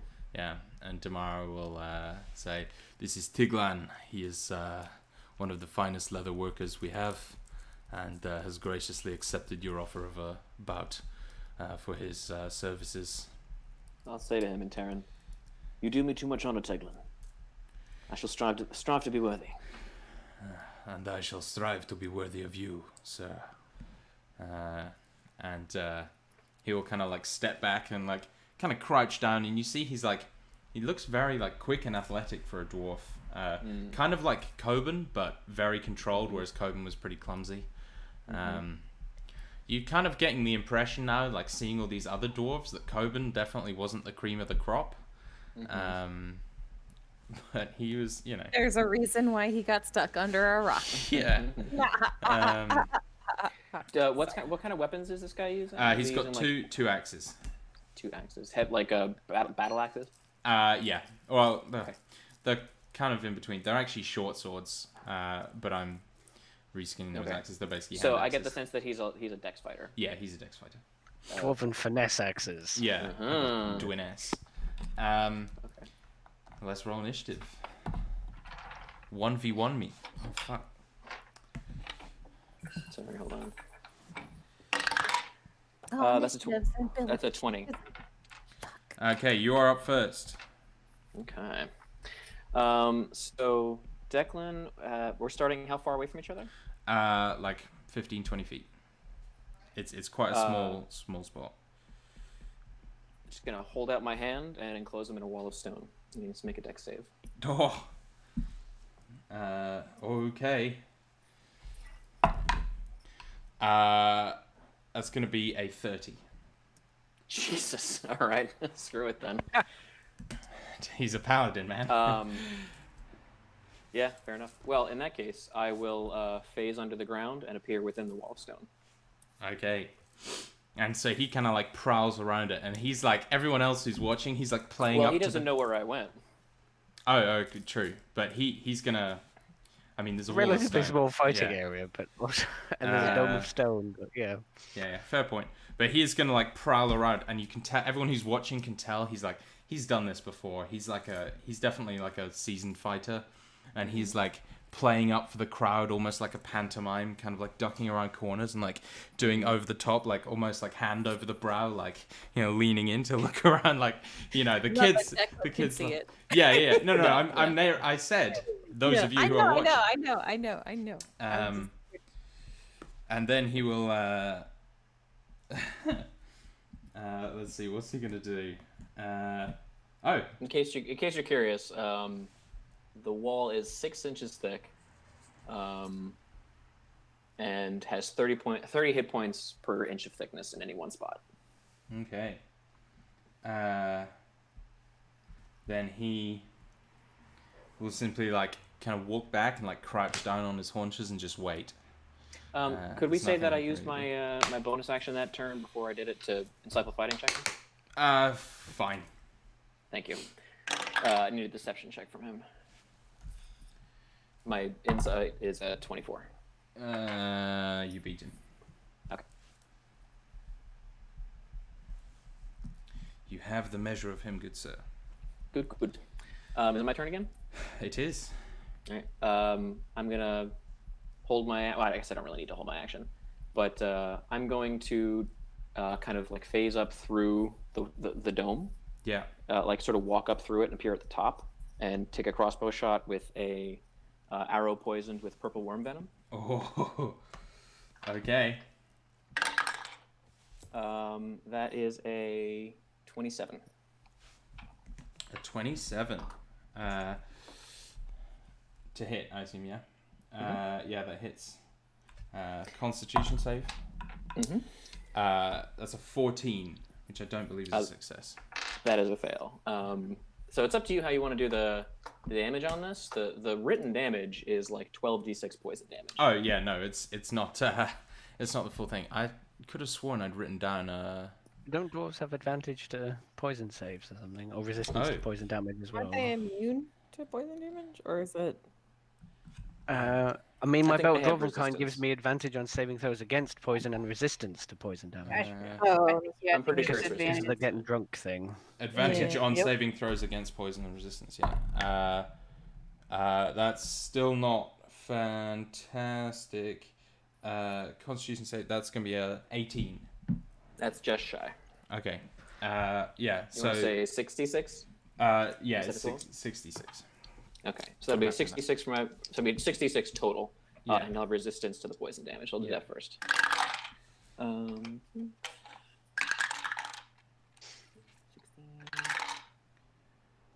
22 points of poison damage. That halves to 11. Okay. And then my sneak attack damage.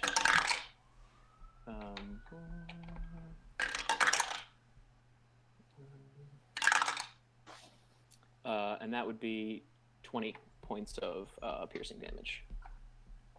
Okay. And then I will phase back within the wall. Oh, you're playing it like that. Okay. So he will like hold out his arms. He'll like pull out the dart and throw it and like hold out his arms. And you hear the crowd just booing mercilessly. So while you're gone then, he is going to heal himself up. All 42 points of damage. Okay. And burn through those all that healing. Yeah. And then kind of getting a sense of the type of fighter you're planning on being.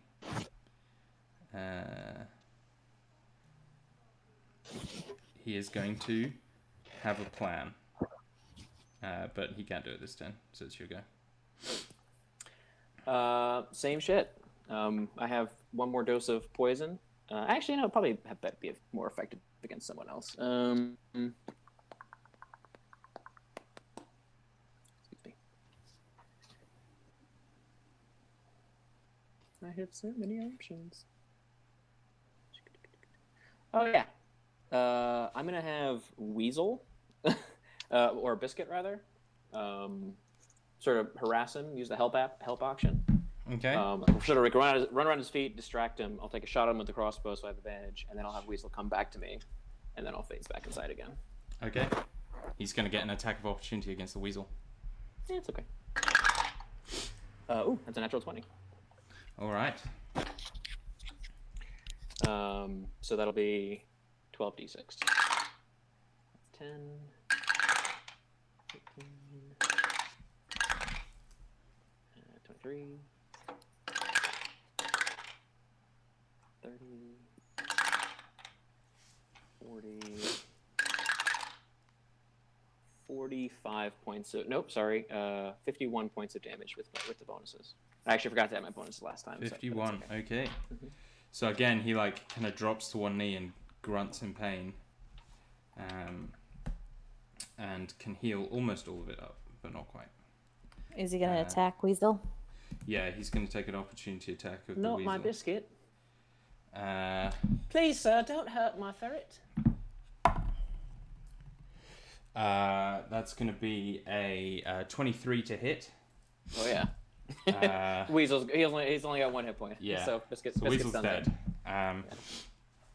And he's going to ready an action to cast a spell at you when you appear. Okay. And then it's your turn.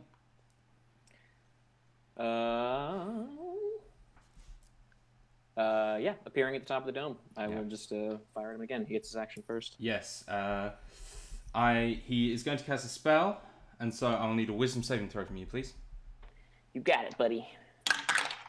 That is a 17. A 17 is not good enough. His save is a 19. He casts confusion on you. So you cannot take reactions, and at the start of your turn, you must roll a d10 to determine your behavior. Okay. Can I still take my action this turn? No. I have to roll a d10? Yeah, you have to roll a d10. Because it... Okay. Okay. That is a 6. Okay, you cannot move or take actions this turn. Okay. So Have fun climbing the dome. Yeah, it swings back around to his turn. Yeah, because the dome is what 10 feet high. Something 10, like that. 10 by 10. Yep. Yeah. So there's no way he's going to be able to get up there in any reasonable time. Do I get a save at the end of my turn against confusion? Sorry. Let me get it back up. At the end of each of your turns, yeah. Okay. That is a 16, so I'll fail. Yeah, it's a fail. Unless I am proficient with wisdom saves now? No, I am not. Then he. You can climb up there. It's only 10 feet. You have half your speed in climbing. It's a slope, and he's got 2 axes in his hands. I mean, you can put the axes Climbing away. axes. Yeah, pre-action. And he got half his movement speed to climb. Is it half your movement speed? That's what I'm just trying to find. Yep. Yeah, normal climbing rules. If you've got nothing else, it's just half your movement speed to go All up right, there. fuck it then. He's going to do that. And you can always put one of them away. Yeah. Use it to climb. So he is going to take some attacks against you, Declan. Glad he's finally got you. 25 on the first one. Dirty 20. I can't use reactions, right? No. Dirty 20 on the second one, and 28 on the third one. Those all hit. And because he's angry at you, he's going to dump a big old smite into the... What kind of paladin is this?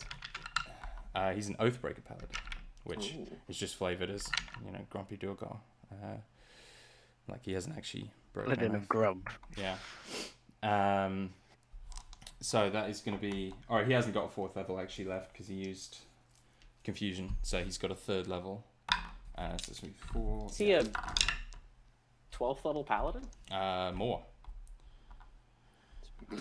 Great. 12, 13, 14, 15, 20, 33 on the first hit. Okay. And then 6 on the second hit. And 14 on the third hit. So 53 points of damage? All up, yeah. And that's his turn. He's standing on top of the dome with you. And the crowd's like, yes! Yes! Isn't it 43? 23 plus 6 plus Oh. 14. Good call. So- Thank you. 43. Kick his ass, Declan. Kick his ass. I don't think I can win this fight, perfectly frank. Hit him. I am now worried about my fight if the odds are like this. Okay, so my turn. Yeah. I have to roll to determine my actions, right? Yeah. Did you? Yeah, you rolled the same thing. Yeah. So roll a d10. That's a 5. 5 is, I think, the same. Yeah, doesn't move or take actions Yeah. this turn. Take actions or reaction? Wait, what? Yeah. The wording is the creature does not move or take actions this turn. Yeah. Oh, and so then, I can use plural. it? well, no, because confusion. So confusion says the creature cannot take reactions and must roll a d10 to do their thing. So Right. no matter what you roll, you can't take reactions.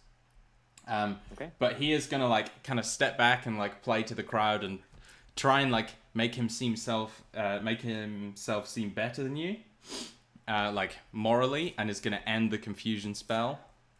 Well, okay, well, how do I? And then he's gonna attack you. Okay.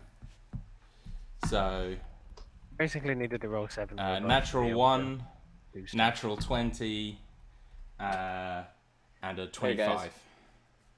Feast your family. Yeah. This is for all those times you fucked me over as Remy, Dylan. Great. Yeah, You he's- can dodge now, though. Yeah, you can take reactions. I mean, that was a 1, a natural 20, and a what? And a 25. I mean, I can't Yeah. do anything. So. Okay. Yeah, he's too far away for me to cancel the crit too. So. Oh, would you?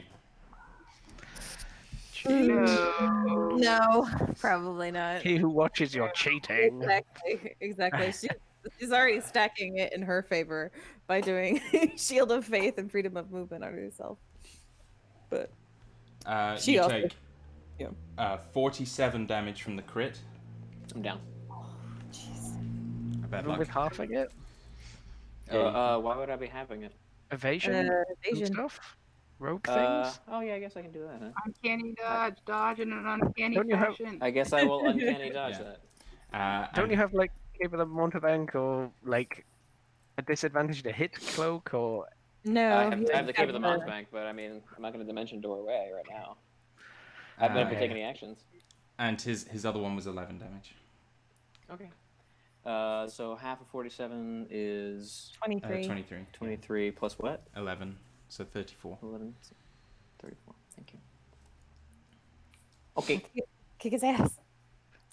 Yeah, with my 6 hit points, I'm sure I will. I mean, you might crit if you hadn't let him heal up. You Yeah. might, And he's it might gonna, have been like- what I you couldn't did. do anything about it. He's gonna turn his back to you and do Oh, the you like, "Are so you not good. entertained?" thing to Oh the my crowd. god, get him. Get him in the kidney. Does he have advantage because he's showboating? No, but you can have sneak attack because he's got his back. I mean, I get that anyway. Oh, okay. Well, I tried. That's why I was trying to give him a chance to crit. Come on, Dylan, you can do it. Yeah. Yeah, I'll use the Magisword, and I guess I might as well use the poison again. That is a 27 to hit. Hits. He'll have to make a con save against the poison. Okay. Yeah, bonus action for you to scare That's people. a natural one. No, it's an action to do that. Okay. It's the- So he failed against the poison. Yes. Okay, so that's gonna be 6, 16, 22 points of poison damage. Has to 11. Sneak attack damage is 8.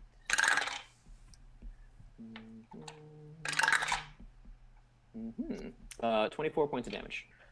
Plus 6 is 30. 30 points of damage. Okay, so you. Hide me down. Hide me Yeah, and down. then I'm gonna phase back through the dome. Okay, so you like fuck him up. Was that was a crossbow, right? Or was that the sword? That was with the sword. Okay, so you like he kind of like turns back doing the smile, and you just like ram it into his belly, and he like stumbles and falls back and like cracks his head off the floor, and like groans, and the crowd kind of groans with him. He's I will actually disengage. he's Take actually he takes 1 full damage. Hey. He's actually really not looking good. Oh yeah, Yeah, he you've it's a 12th level paladin with 50 hit points. not quite, but he's yeah, you did 51 damage to him in 1 turn, which is a lot, obviously. Yeah. That's paladin numbers, bro. And yeah, you're inside the dome. He gets up, there's nothing he can do, so he's just gonna kind of walk around the dome, like trying to kind of right himself a bit. He hasn't got any more healing. Well, I do. I'm gonna quaff myself some healing potions. Let's see. Yeah, I forgot all about my uncanny dodge. So stupid. Cool rogue stuff, man. I never do it because I'm Don't always worry, fighting I in do the it. back. Nobody ever attacks me. Yeah. You're Then he saving stepped into the cage. Yeah. Savior. Two men enter, one dwarf leaves. Cage match. So I'm gonna roll some healing. Yeah, quaff, baby, quaff. I mean, you're usually doing hella damage to the monsters and stuff. It's true. I feel. 14, and I'm gonna quaff 2 of these potions.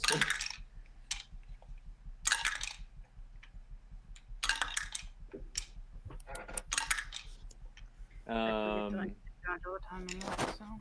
So that's 28 points of healing. Oh boy.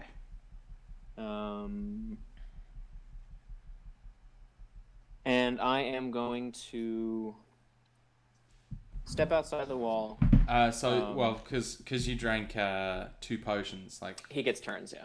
yeah, that he would have a turn in there, but he couldn't do anything. So yeah. Sorry, just for So my yeah, own edification. Declan disappears for probably about 10-15 seconds. Yeah. And then And yeah, the whole time he's prancing about, shouting, saying, you know, why doesn't this man show his face? Is he too much of a coward?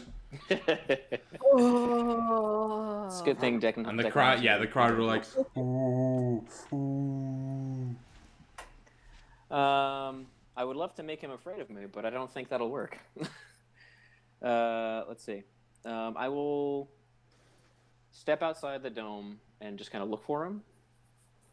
Yeah. You can see him. He's like playing to the crowd, arms wide, like bowing to a fair dwarven maiden. Like he's loving it. I'll use my bonus action to dash. How big is the arena? It's about 30 feet diameter. Okay. It's quite small. So he can, if I'm at the opposite side from him, he'll get to me in one turn, no problem. Yeah. Okay. Well, in that case, taking a shot and stepping back inside. Tiak. 24. Hits. Nice. Sneak attack. 6. 12. Nice. 23. Plus 6 is 29 points of damage. Oh boy. Bonus action. Step back. Or I didn't even bonus. Just step back inside. Yeah. So he like takes the shot in the shoulder and like slumps against the cage. You see there's like blood all over him, and he's like, he like turns around. You see he's like that kind of charm, like is lost, and he kind of just marches up to the dome and like smacks it with his axes. He's like, "Get the fuck out here!" in Dwarven. But that's all he's gonna do. He's kind of losing it a bit. When it is my turn, I will step outside and try to deliver the last blow with the short sword. Sure. Can I do like bonus action hide? Could I try to like use the wall in such a way that like if I can hear him pounding on one side of the wall, like I'll try to sneak out behind him and get a sneak attack? I'm okay with that. Yeah. Okay. So my stealth check would be a 25. Yeah. Yeah. I'll take that last attack with advantage. I needed it. That is a 23. Hits. Okay.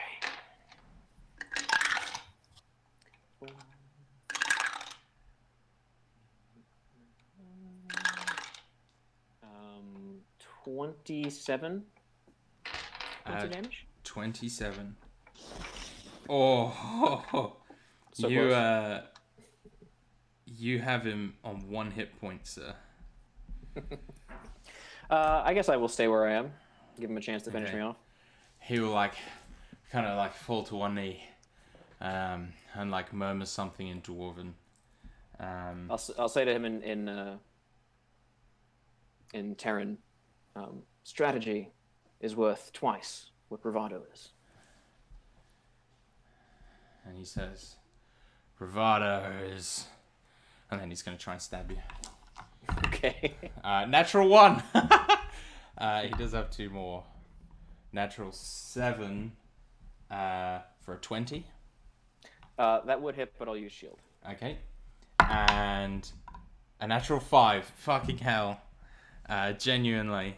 So he just like gets up and like swings at you, and you just, I imagine you kind of just like jump over him and just land behind him, and he's like kind of like wheels around, like barely able to keep hold of his axes. So once the axes miss, I'll basically step behind him and deliver like a pommel strike to the back of the head. Yeah, and he just, I won't even make you roll for it at this point, like he's on 1 hit point. He just drops his knees and slumps against the dome, and the crowd just goes silent for a moment before like, yeah! Like, they've kind of come around on you, seeing like how you went from being this kind of cheeky or cheating almost, like not cheating, but you know, dishonorable fighting Nobody style told me to any like, rules. oh no, absolutely, like that's what I'm saying is they respect that you had a strategy and went for it and executed it though, and they're like you know, and they heal the guy up, and he like kind of does the same thing as Gravix. He like, you know, oh, you're very smart, great strategy, all that kind of thing, but he doesn't raise your hand. He just kind of walks off grumpily and like throws his axes to one side as he leaves. And I should look forward to seeing my armor.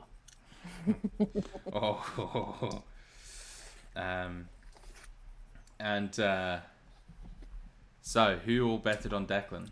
I bet 200 on Declan. Okay, you make 800 Same. gold. You make 800 gold. I did 250. You make 1,000 gold. Nice. I think I made 2,000.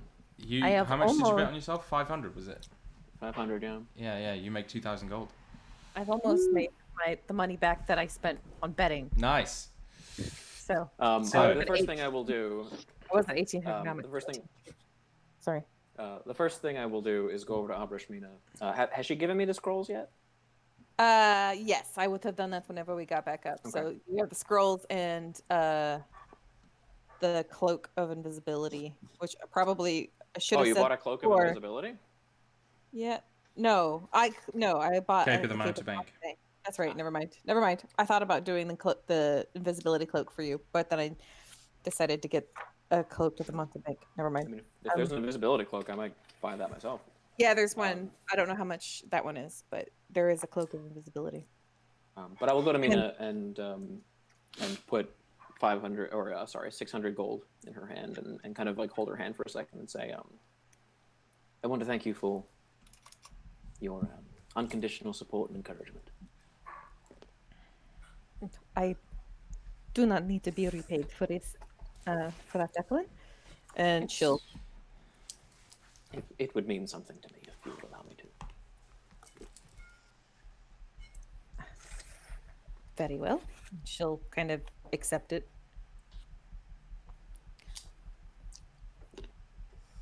That's it.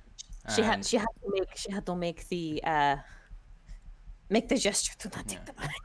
And at this point, you hear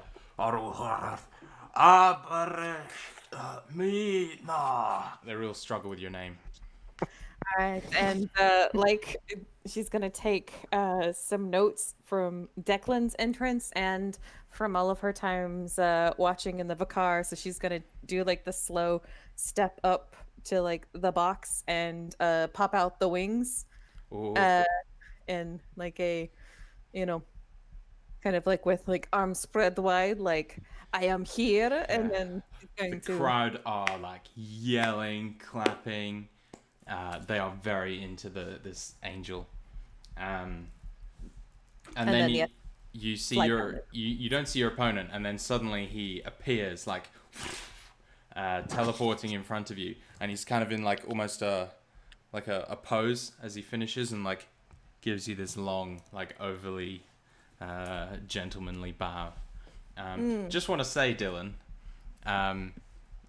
through your winning strategy there, you managed to beat my PC from the other campaign, who is a 15th level Vengeance Paladin with some ridiculous magic items. So, Nice. GG, sir.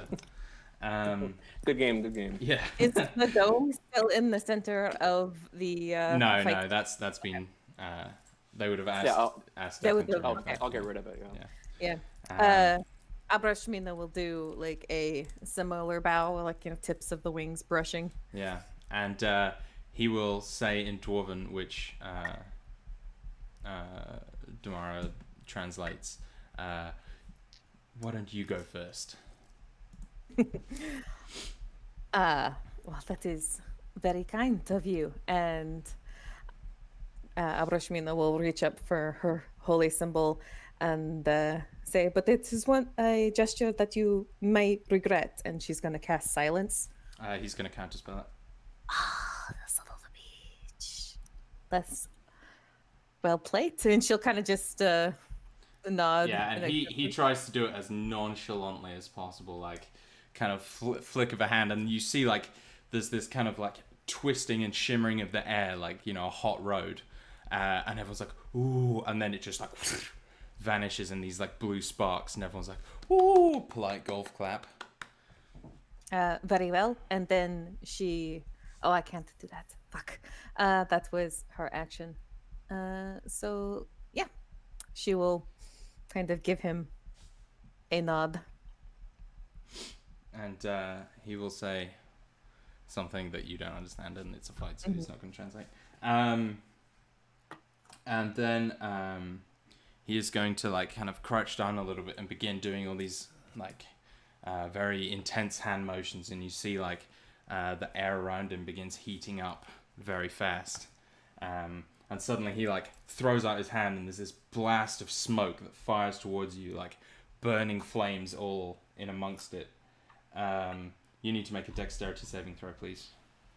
All right, this is a magical effect, so I'm going to have advantage. Yeah. That will be a 21.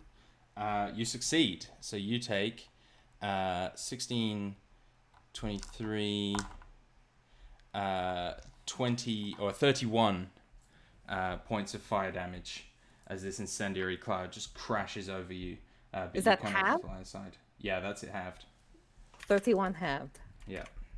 Alrighty then. That will be a 31, 16 for her.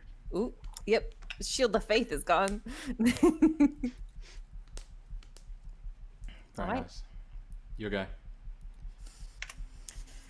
Alright, so I see that he is not effing around. That was nasty. Abrashmin is going to fly up 30 feet up into the air, hopefully out of the range of his counter spell, and she's going to cast Spiritual Weapon at the 4th level. He will counterspell it Oh, you son of because it's 60 feet range. Yeah, I know. So that Abrashmina kind of He curses. waggles a finger at you. Oh wait, that's a 4th level spell. He needs to roll unless he's Okay.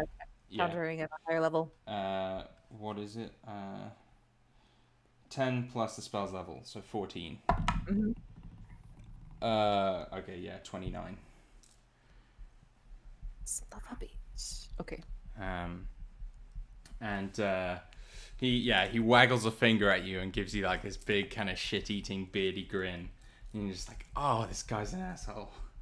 Mm-hmm. And then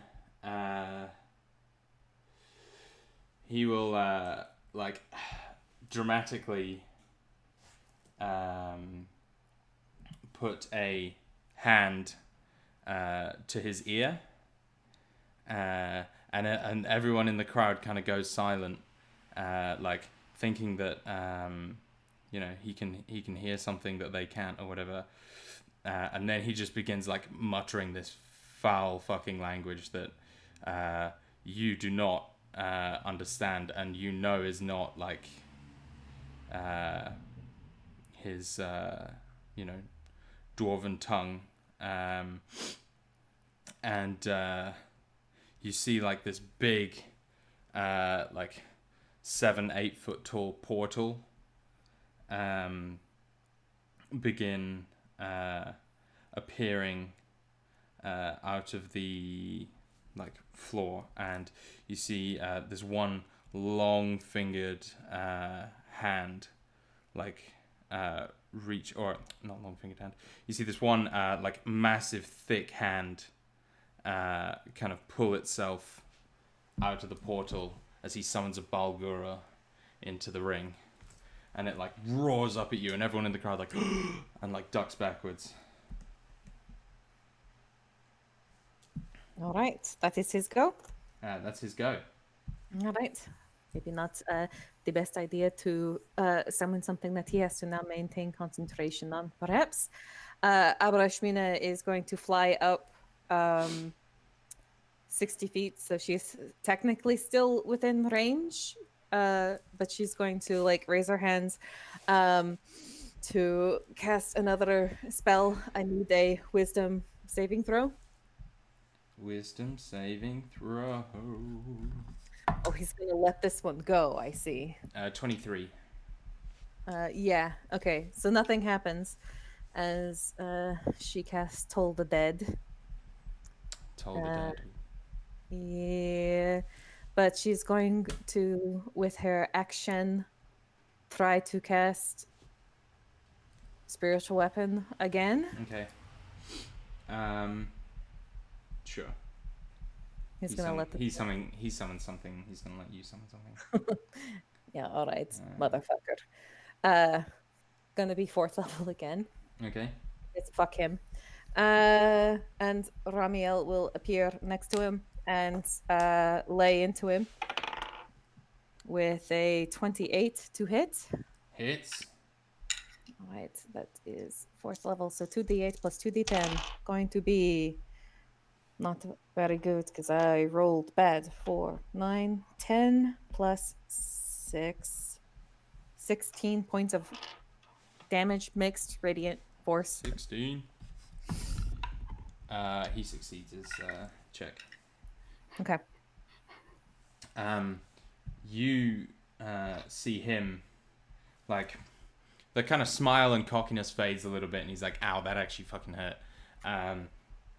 He, like, this is his big mode. He like holds out his hands, and you see these 7 bright like points of light appear between his hands, and he like kind of twists his arms, and they begin like circling his head. And then he's gonna point up at you, and one of the motes is just gonna charge towards you. This actually was a really bad choice of spell for me to use, but fuck it, we're living it. 20 dirty to hit. That will hit because he fucked my shield of faith. Woo! You take 4d12 radiant damage. What's the range on whatever spell that was? 120 feet. Okay, fine. 4d... 16, 17, 18, 19, 20, 21 damage. You're resistant though, right? Yep. Yeah, so you take 10. And it's your go. Actually, it's the Balgura's go, but it can't reach you, so it's your go. And it just kind of punches the ground angrily.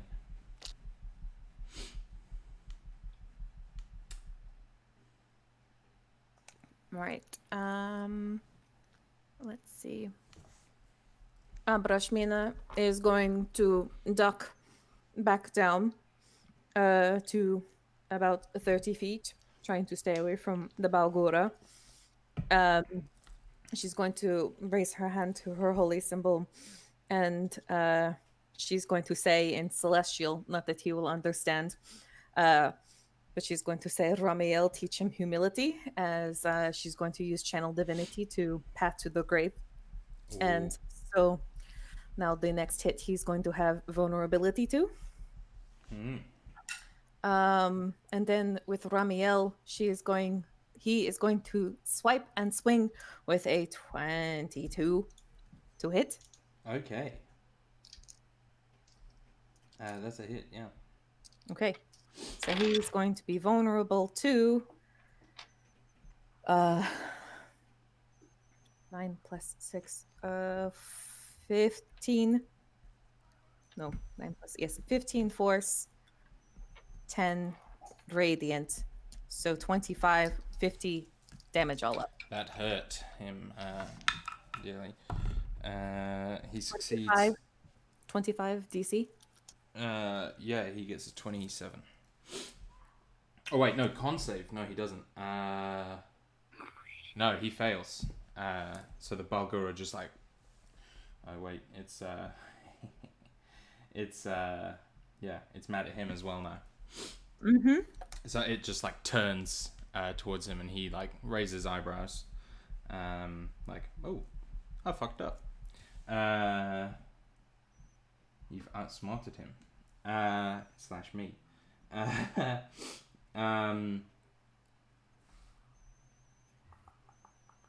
Yeah, so he is going to cast. Damn, he doesn't have banishment. Okay, he's going to cast Polymorph on the Balgura,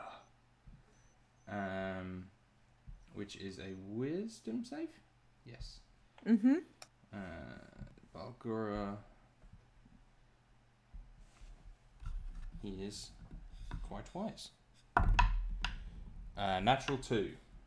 So the Balgura turns into a mouse.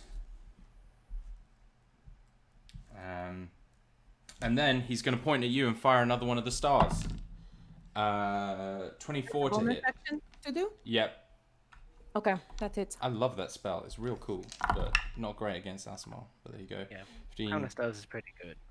Yeah. Dan, stop taking away my immersion. 19. He's wearing a Crown of Stars. 31 radiant damage, half to 50.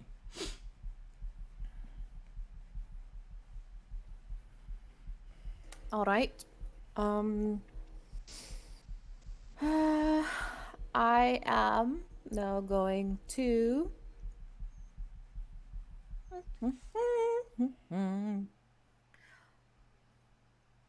First, I am going to. Ramiel is going to hit him again, hopefully. 26 to hit. 26 hits. That will be 13, 17 force, 8 radiant. Oh, I've been forgetting my plus 10 because I'm got my soul Oh, going. yeah. Shit. So that's 35 on that one then. Hold on. 8 plus. What did I say? It was 10. 17 plus 8 plus 10.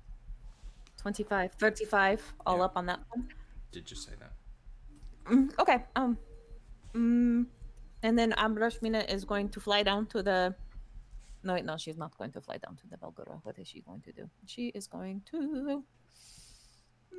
That was her bonus action. She is going to ask the bunny rabbit to make a wisdom saving throw, please. Fuck.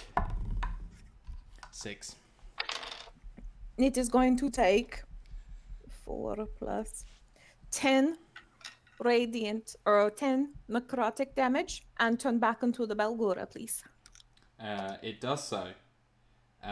It lets out a terrifying roar and rounds on on Ergin, who his eyes go wide, and this time it's not like, oh, that's interesting. It's like, oh, fuck. And yeah, it's his go, or it's Oh shit, his crown of stars also have disadvantage to hit me because of the shield. I have forgotten that part. I will remember it from now on. because of the Spellguard shield. Yeah, okay. I will also remember this. He is going to ooh, what's that one? That looks cool.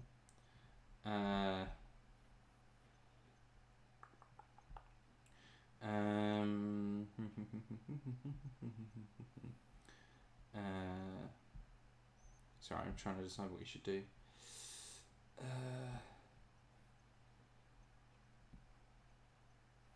He really should have banishment if he's going to have summon Yeah. demon. That's a bad move on his part. That's something I'm going to have to address when I actually play the guy with this spell list. So yeah, he is going to he's just going to have to attack this Balgorl then, because he fucked himself. He's got 68 hit points. Yeah, you can deal with that. So he is. I was gonna cast Reverse Gravity and throw the Bulgur at you, but he already cast Crown of Stars and he hasn't got the spell slots for it. Haha. I mean, that also affects 100 feet up, I think. So 50 feet, I think it is. 50. Or Well, it might she's be 50 feet. been at 30, so Yeah. you could have reversed her as well. Yeah. Oh man, he's a lot of radiant shit. Okay, he is going to cast Bigby's Hand. And is going to interposing hand between him and the. Actually, no. It's gonna. It could pick him up. Yeah, and he it can care. grapple huge or smaller.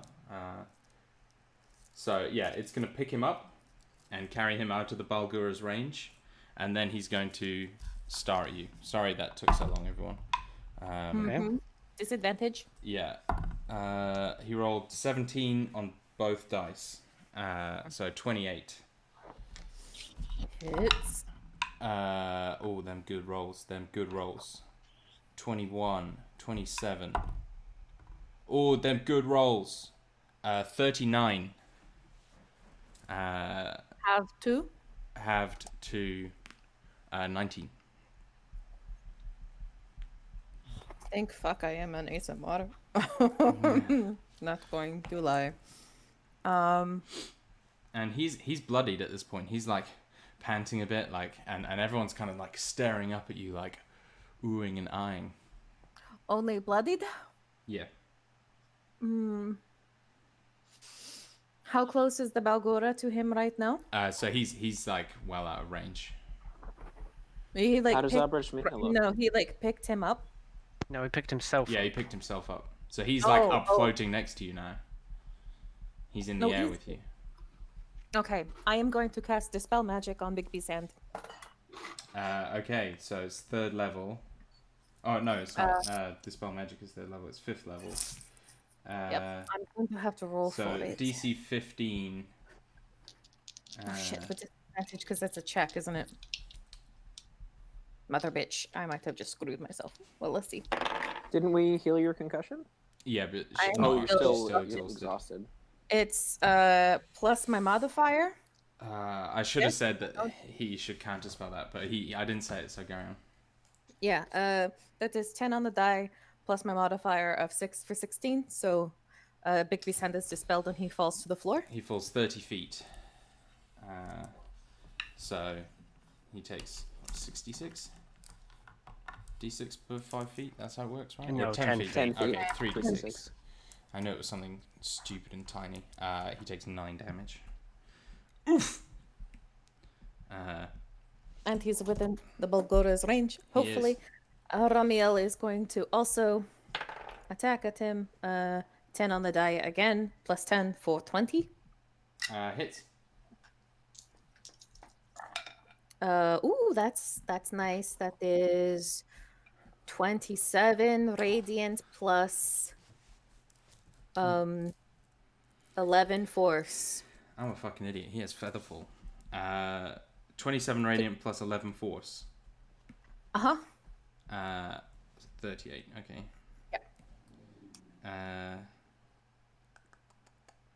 Okay, he's looking real rough. Still alive. How are you looking out of interest? Not too bad, I assume. Oh, I forgot to do his Crown of Stars as well last time, I think. Oh, no, I didn't. Never mind. No, you didn't. You remember that, I promise. Yeah. You should maybe So, worry yes. about that fucking Balgora and not me, maybe. Yeah. He is going to do a Declan, kind of, and cast Wall of Light, and basically lock off the part of the cage that the Balgora's in.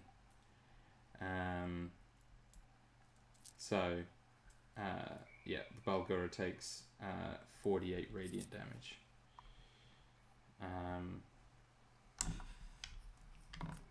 So yeah. Ooh. Are the Crown of Stars concentration, by the Nope. way?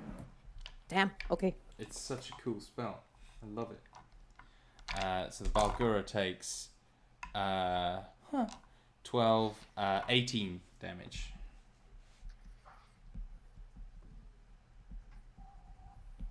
Okay.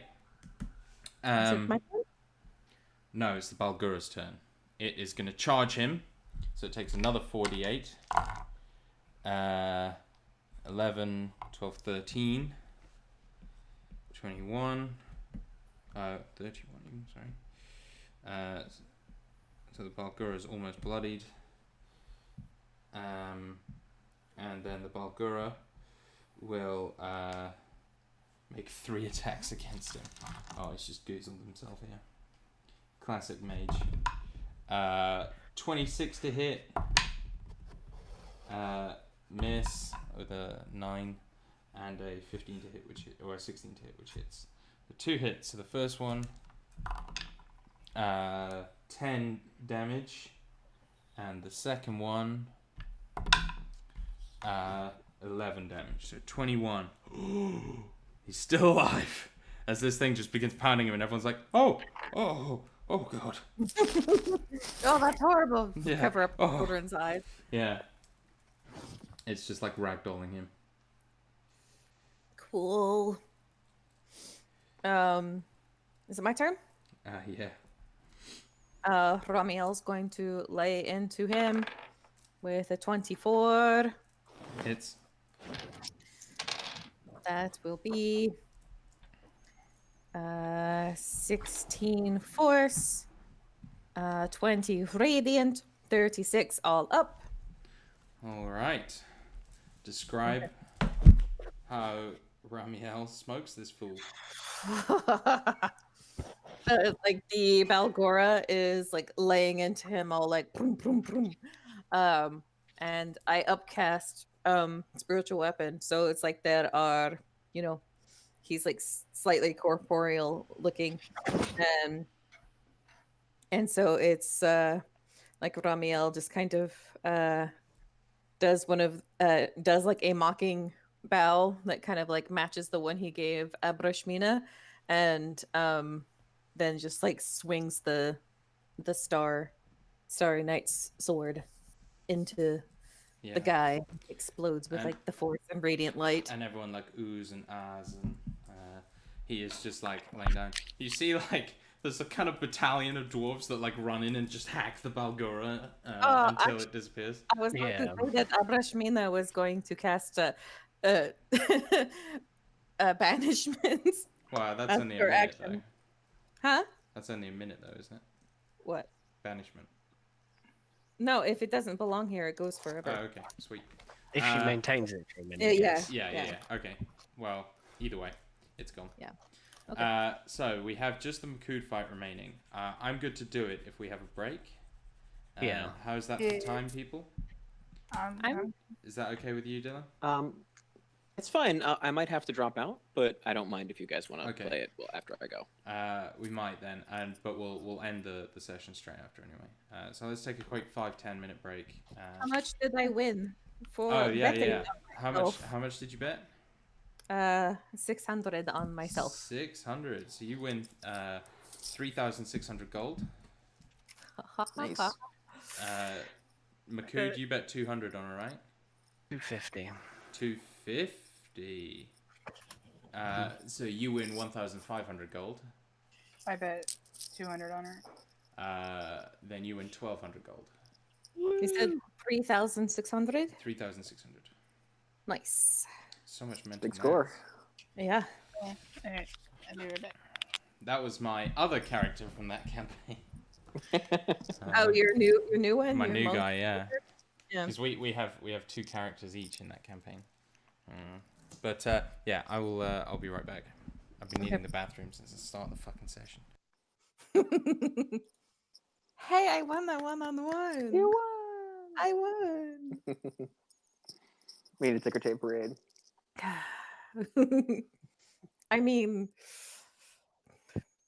to be honest, I knew I had that as soon as he summoned things, because I'll always Yeah. forget that the wizards have to maintain concentration on conjuration spells.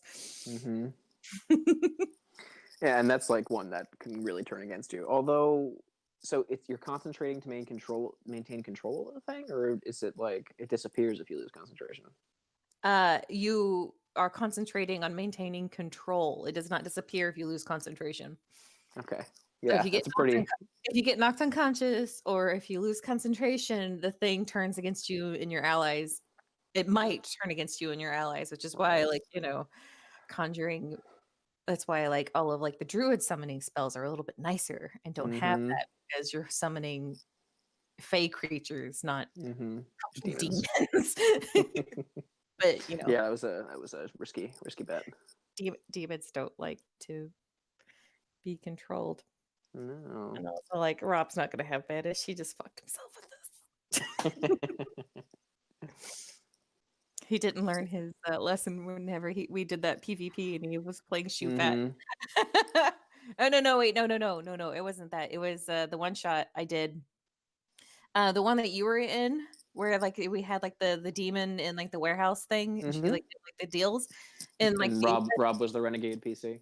yeah, and that one, the one shot before that one, they were all in a cave and they were fighting a dragon, and he did the exact same thing. He summoned a demon, got knocked unconscious, And then you all had to fight the demon. yeah, they all had to fight the demon. He was like, no, that's not what happens. It'll disappear. And I'm like, no, that's not what Yeah. happens. Read the spell. And he's like, oh. Well, so Oh. so Rob often like just throws the thing and then looks at the roll after. Mhm. It's like, Um, it's cool. I'm gonna yeah, do it. Oh wait, oops. I think it was a great moment. I mean, Mhm, mhm, mhm. you don't get many opportunities to Summon the summon Balrog. demons exactly. Mhm. I mean, I never do summoning spells because they're always like, your DM has the stats, and I always think that's Right, unless it's like the Balgura one where it tells you exactly what you're summoning. totally. I Um, usually avoid them. it's a little easier online, I find, because you can have multiple windows open. But like at the Yeah. table where you're like flipping back and forth between pages, and especially if the DM is doing it, like it's a huge pain in Mhm. the ass. Mhm. All right. Well, I'm gonna go grab a drink. I'll be right back. Okay.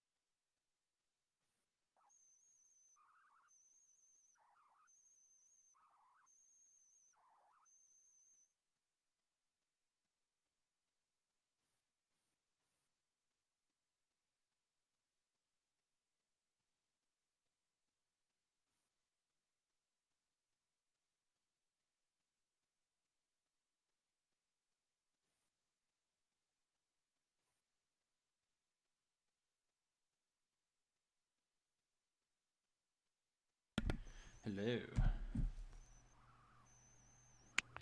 Hello.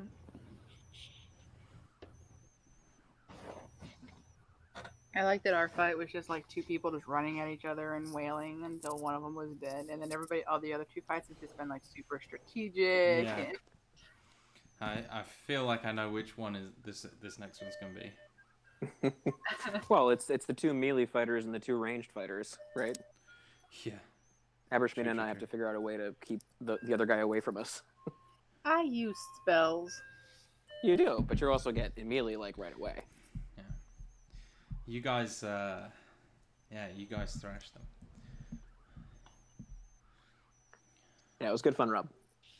Thanks, man. I was like, fuck, I don't know how I'm gonna like beat him, because he's using that.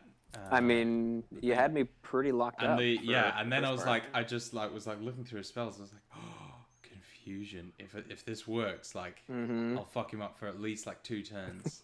Because obviously I'm still rooting for you guys, but Of course. I don't want it to be an easy fight. So I was like, I got to smash you and almost kill you. So that was a real cool like comeback to that fight at the end. Yeah, that's good. Where it was like, it went his way or your way, then it went his way, and then like you just got that last blow in. This next one I'm real interested in. It's gonna be a fucking slugfest. Superman fights Doomsday. Yeah, Not Doomsday. like all the Yeah, fights Doomsday, have I guess. been very heavily balanced against you guys, except Bryn's one was a bit closer. So Bryn, you fought a 12th level fighter. The other 2 fought 15th level. Though the guy Declan's health, the guy who Declan fought had reduced health. I figured he had to, because I mean, a 15th level paladin should have. So he's Older a on 50 15th level points. paladin and a 2nd level monk, but I like took out the monk parts basically.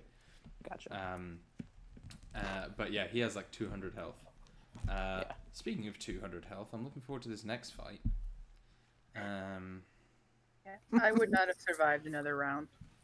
Yeah. I was on 8 hit points. Oh fuck! So close. I wasn't that bad, but yeah, I would not, which is why I cast at 5th Yeah. level. So I was like, he has got to die, and I have got to roll well. And I think that's like a big thing about my kind of monster philosophy is like, I find like really long fights in D&D get boring quite quickly, because it eventually just turns into a war of attrition. So I like monsters that deal like really, really high damage, but like don't have like a million hit points. It's more realistic that way. Yeah. Generally speaking. So like it's like combat with edged weapons or whatever. Like it should be deadly. You know? Yeah, and so like I like it when I'll hit and I'll be like 46 damage, and I was like, oh fuck. But then like actually the monster's only got like 200 hit points, so you guys can kill him in 4 turns. But it's just whether or not he can like out DPS you, which they're designed not to generally, unless I'm feeling thirsty. Often I'm in SAG. Howdy. All right, Dan, you ready for this? Can I just ask, the chimes attunement, right? Or Yeah. weren't? They Okay. are, I think. All those super powerful items we got were attunement. Cool. Yeah. Let me just... This one might be a bit longer than the others. I'm happy to leave it if you want to, but... No, I'm done. Okay. He's going to use the belt rather than the cloak of protection, which is probably mechanically kind of the wrong choice, but flavor-wise, Because then you best can chat choice. shit to Kaori. Exactly. That's what That was almost the entire Alright. reason I took it. Yeah. So Damaro walks back out into the center of the ring as they're like clearing up and smoothing over everything, and he's like, everyone's kind of cheering, and he like raised a hand for them to be quiet. And he's like, "We have seen so much. This has been a historic day for fighting in the Fathak. We've seen speed and skill. We have seen tricks and traps. We've seen, well, we've all heard it said that a wizard's worst enemy is himself, and I think we've seen that proved. But if there is one thing we love in the Fathak more than all others, it is blood and battery." And everyone like, and he goes, "This is a duel of hammers and strength. We have the biggest dwarf to ever live versus the biggest creature to ever walk our city." And then he's like, "I give you Makud," and you walk out to like much like tumult and fanfare. And lots of Can- people are like, Can Makut, Bryn Makut. can Bryn minor illusion a crowd roaring Amar Utu? Yeah. Yeah, chanting like the Yeah. like my Amar first Utu, session. Amar. Yeah. And no one knows what it means, but everyone else takes up the chant. And then Abraham is gonna cast thaumaturgy to make her voice boom 3 times as loud as Dope. normal, as she does the Amar Utu along with Bryn. Amarutu, Amarutu. Yeah. That's not how she sounds. and then the crowd kind of goes hushed as Damara raises his hand again and he goes, "It is time for the champion." And Makut, it's weird for you being on the other side of the like defending champion kind of announcement, because you see like smoke begin billowing at the entrance to the cage, and you sort of turn to face, and you see Kaori come out walking really slowly, his head like his chin on his chest, like looking down, all dramatic, dragging his hammer behind him like he used to do in the Vicar, and it makes this like really loud scraping, and I was like, Kaori, Kaori, Kaori, and he like raised his hammer, and everyone's like, wah! And he kind of like walks up to you and kind of holds his hammer out for you to like clink. I just want to say that Battle of the Hammers is what I'm going to name this episode. And he says, "Are you ready, friend?" I have fought to live every day of my life, and for those around me, and we all still breathe. I am ready every day to fight. He just gives you the biggest grin, like, "Oh fuck yeah!" And obviously he's speaking in dwarf through the belt, so he might be a little surprised, but also hyped. Yeah. And Akud goes, "You will bring everything you have, and I will bring everything I have." He nods. Absolutely everything. He basically is like, he walks back to his side of it, and I walk back to mine. He'll like unsheath the charms. I imagine they're kind of like wrapped up in one of his horns when he's not using them, and then just like pound his chest and roar, and that'll be him doing heroism. His little heroism. And everyone is there's this like stunned, like, oh shit. And while you're doing that, Kaori like begins like kind of like smacking his hammer on the ground to make like a rhythmic chanting. And as yours kind of like fades away, your roar fades away, like everyone takes up the chant, like it's like the banging, like it's, you know, an Icelandic football match, and they start like, ooh, ooh, ooh, ooh. And he just like kind of beats his chest and casts enlarge on himself, growing to 12 feet tall. His hammer just growing massively with him, and yeah, shit's about to get real. Let's roll initiative. Oh, fucking hell. Sorry, 1 second. I will roll it. See, can you take the blow by blow for this? And then Yeah. I can copy it after. Give me a second. Do you mind if I do it in your notes exactly, or? Not a problem. Okay, give me a second to get there. Cool.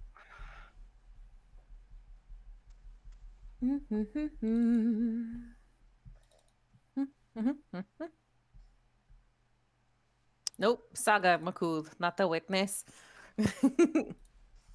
Just give me a few seconds, a minute or two to scroll down. What was your initiative, Dan?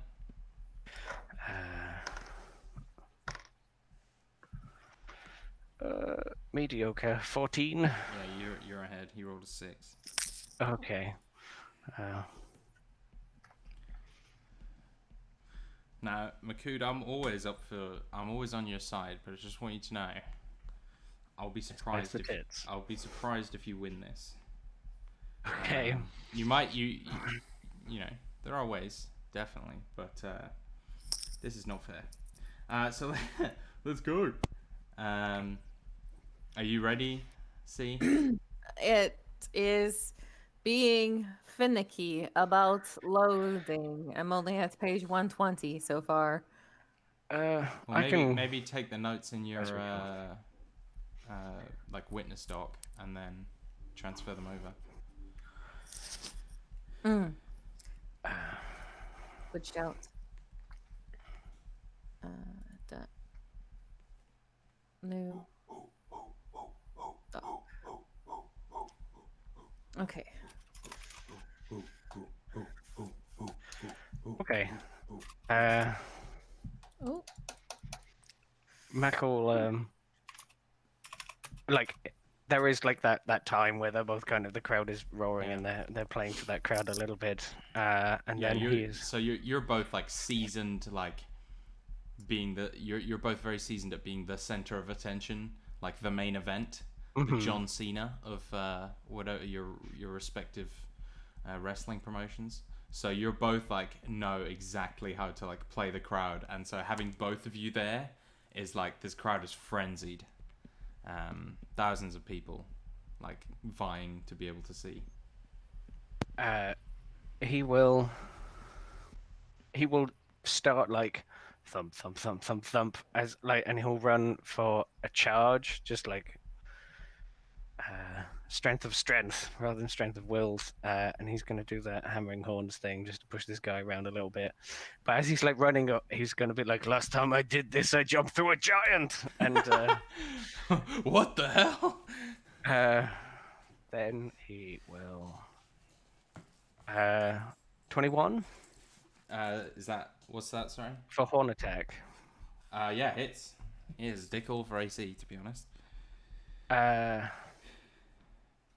So, and then we're using his reaction. He's going to put the shove on that, which is a DC 18 strength. Yeah. See if he can just push him around. It's only 5 foot, but it's just. So just so you know, every time you hit him with a melee attack, you take 3 piercing damage. Oh right. I see why the fight is going to go against me. He is raging, of course. Yeah. Having run in. But... For sure. And so as you run, how much damage was that? Sorry. I didn't roll. Okay. so that's one piercing damage because of the raging resistance. Yeah, yes. yeah. So you just take 1 every time you hit him. Okay.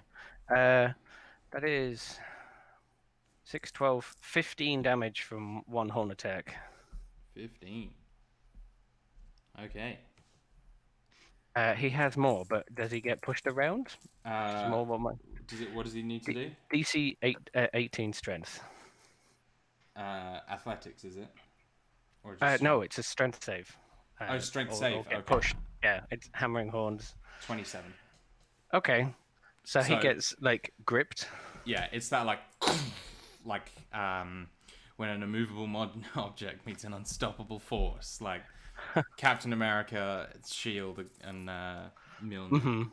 Like, and there's that I imagine there's like a boom, and like you both stop, and it's like that scene in anime where the dust like leaves, and they're like, and the crowd's just like dead silent. And then he is going to swing this hammer with 23 as it like comes round from the side Sure, yeah, hits. to hit. And that is, I'm guessing fire makes no difference. It's just all damage Yeah. all of the time.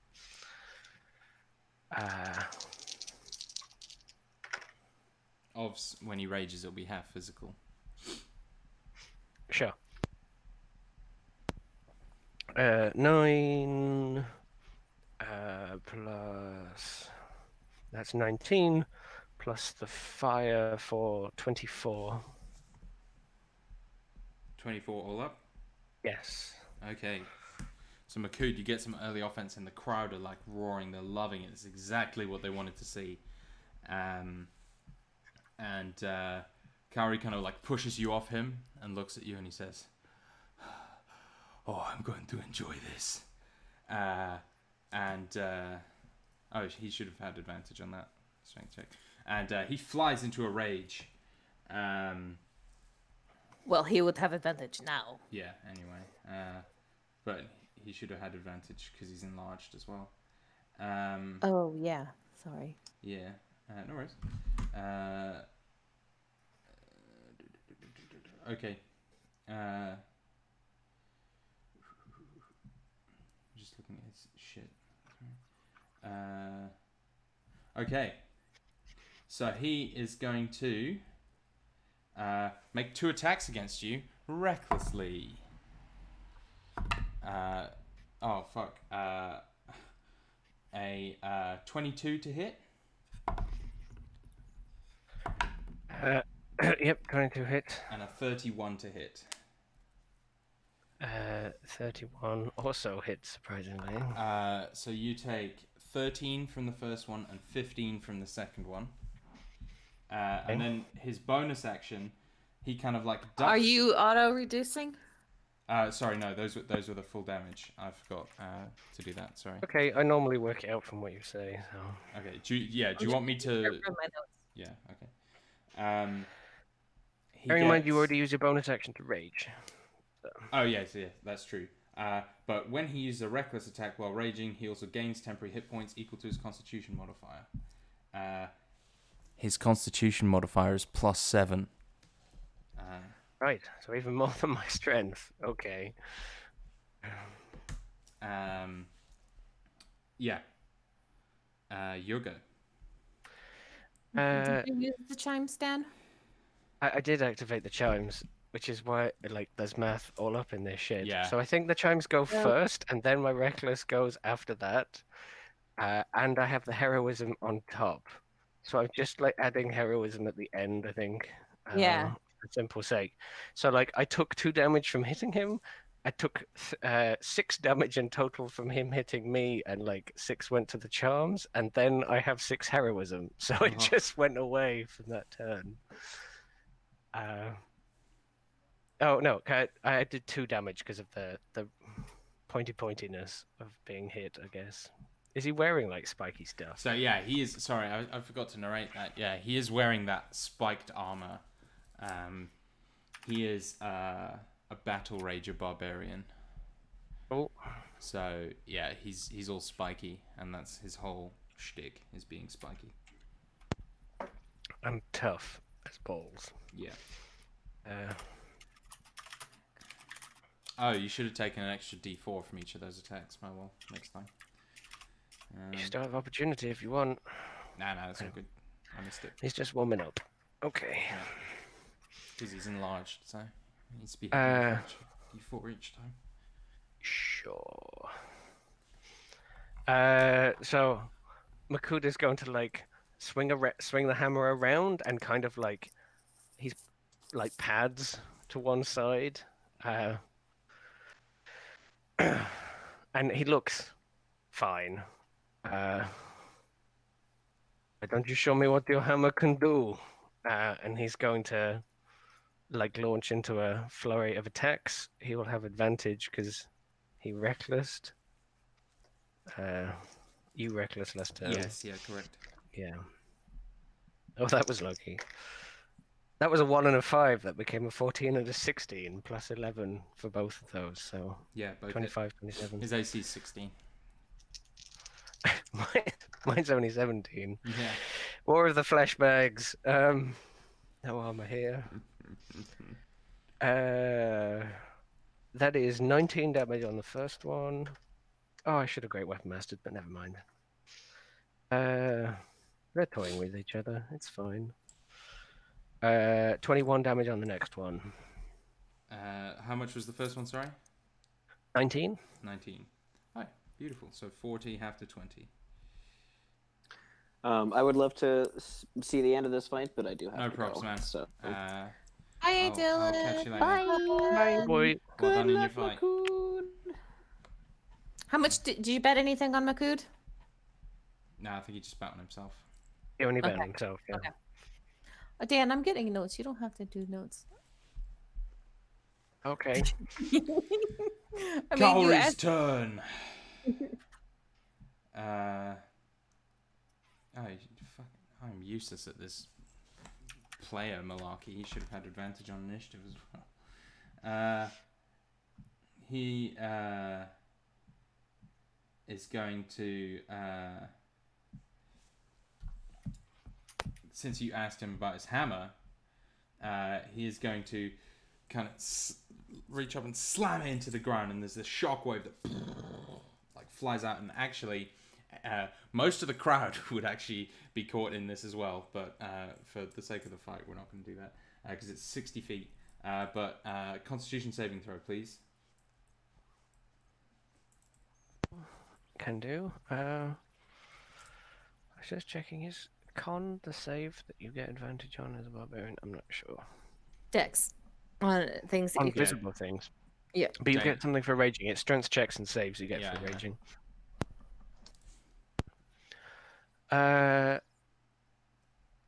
17. Oh, buddy, you just get it.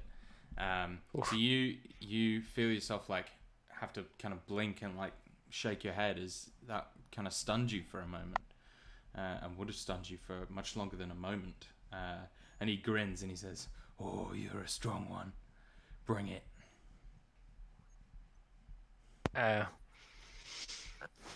He kind of like rolls his shoulders. And like I think they're still doing this kind of toying around, petting with each other. So that didn't do any damage. It was just No, a stun it just attempt? stuns you for a minute. Okay, right. That would have been fight over. Okay. Well, seeing as you asked, and he's gonna like spin his hammer to like in the air between his arms, and then slam it on the ground, and he's gonna do the Blood of Igmuti Beauty. lava, like up from underneath him. Dex save, yeah. Yes, which is improved to a DC 16 due to my con going up from a belt. He rolled a natural 16 plus 4. So Then 20. he avoids it for half damage, and it does 8d8 fire damage. So there is Over like a 20-foot radius. Yeah. So there's this like yell of fear, and then like massive cheers as no one gets hurt. But like the tops of the cages and stuff begin like and like melt and kind of like bend away, and like they're gonna have to repair that. But everyone is like, holy shit, this is the coolest fight that's ever happened. Like, you know, it's this stunning like spectacle that they've never really seen. Like most Durgar fights are just two blokes punching each other over drink money. Sure. That is 38 damage, and then halved because you dexed it. Okay, so 19. Yeah, and that will be his turn as he Okay. like kind of backs away, and like it's already said that the lava doesn't affect him, so he's just kind of in So a bit he of like like ducks a aside, bring but he still gets burned. He's like,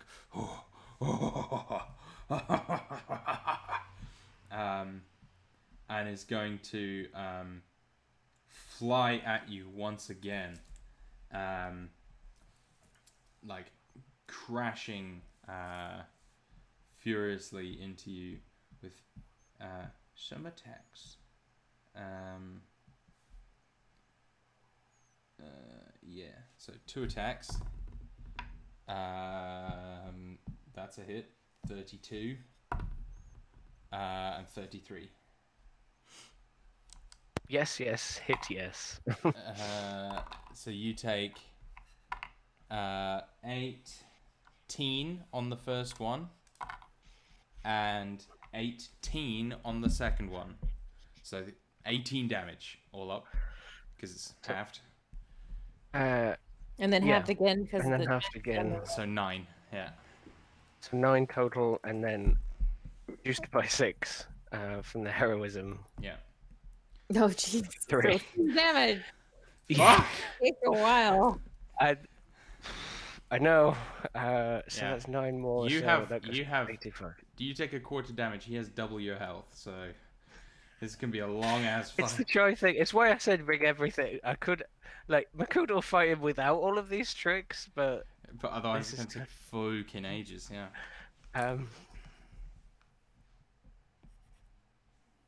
it only lasts a minute. So if you, the heroism. So if we keep going, yeah. So he's like just taking these strikes and so little. It must be almost demoralizing. Like the charms are going crazy, and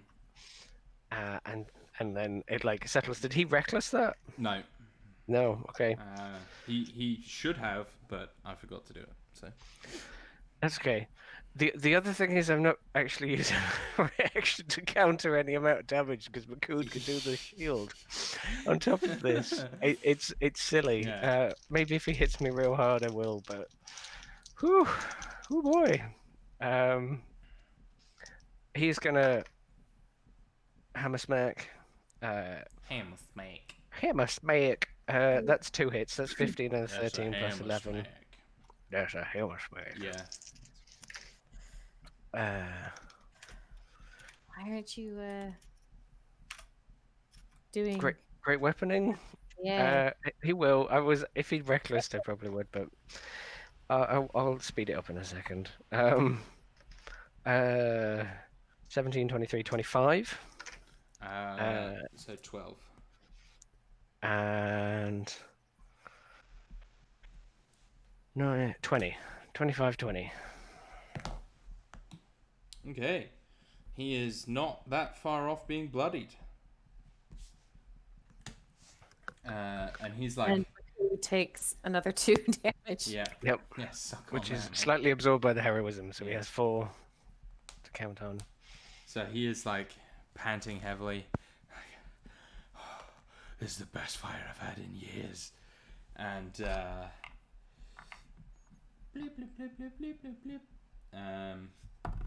Reckless attacks. Fuck it. Woo. Crit, baby. Oh, crit, nice. Yeah. So where's that brutal critical? Roll 1 additional weapon damage die. Okay. Yep. So it's 2d8. Or 3d8. 3d8. And a D4. No, 2d4. weapon. Yeah, Does yeah. the But it's enlarged doubled. count? Yeah. The enlarged does count for crits Yeah. as well, so that would be 2d4. Yeah. So 3d8, 2d4. So 2 1s on the d4s. Nice, like it. Thanks, mate. 16, 17, 18, 24, 34 damage. With Whelm as he just catches you like right in the ribs. So that's down to 16 and then down to 8. Yeah. And then reduced by 4. For 4 total damage, taking me to 11 total damage. And then his other attack, reckless again. That's a natural 19, and okay, so natural 19 hits for a 35. So that is going to be D8, D4, 10, 20 bludgeoning. Half Okay, to so 1. So 20 half to 10, half again to 5, and I don't have any heroism left. Oh, so just 5. 16 damage there. And he the count gains take another 7 10. temporary hit points. Just this fight of 2 people who keep reducing the damage. He reckless. So what's he?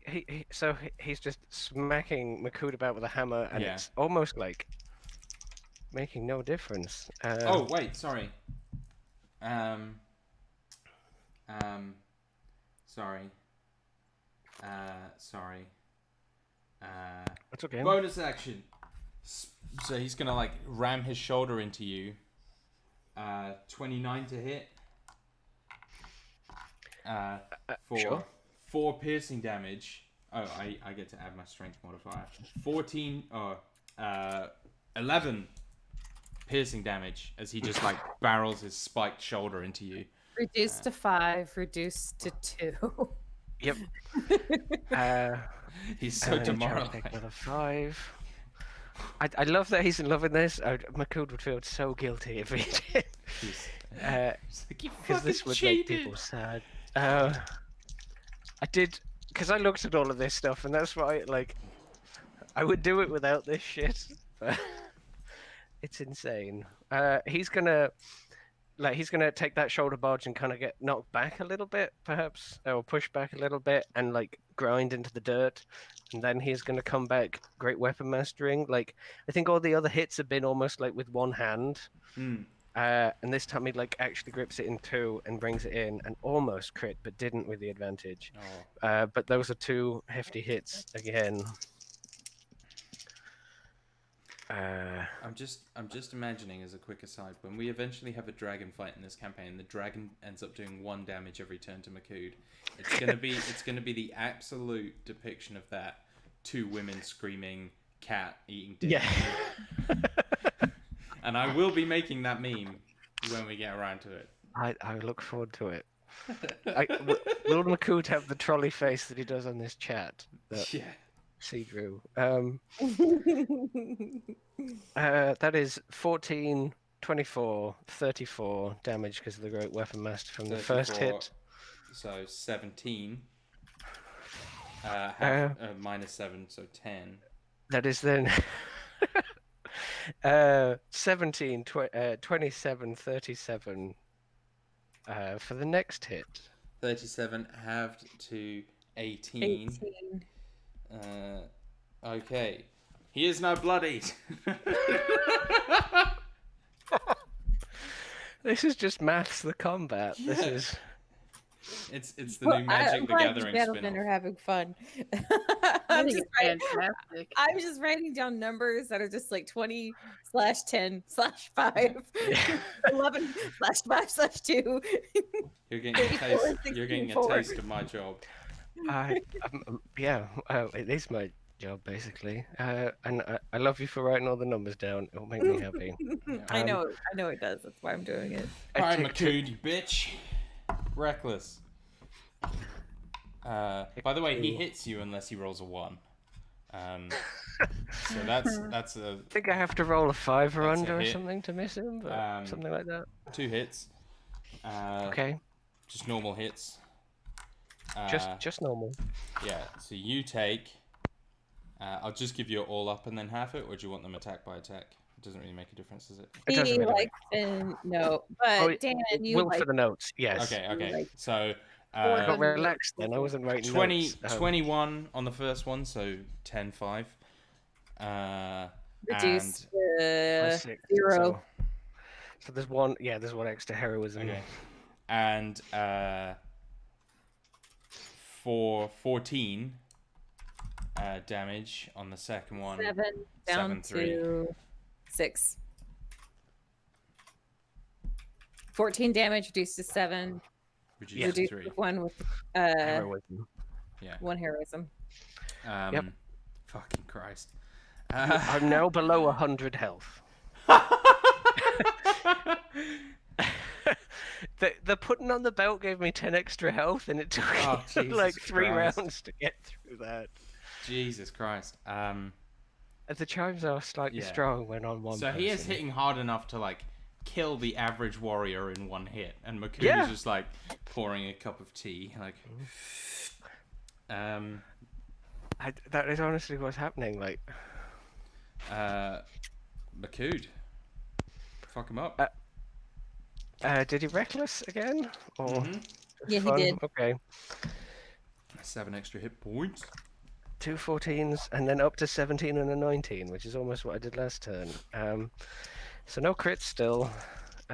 More great weapon mastering. 12, 22, 32.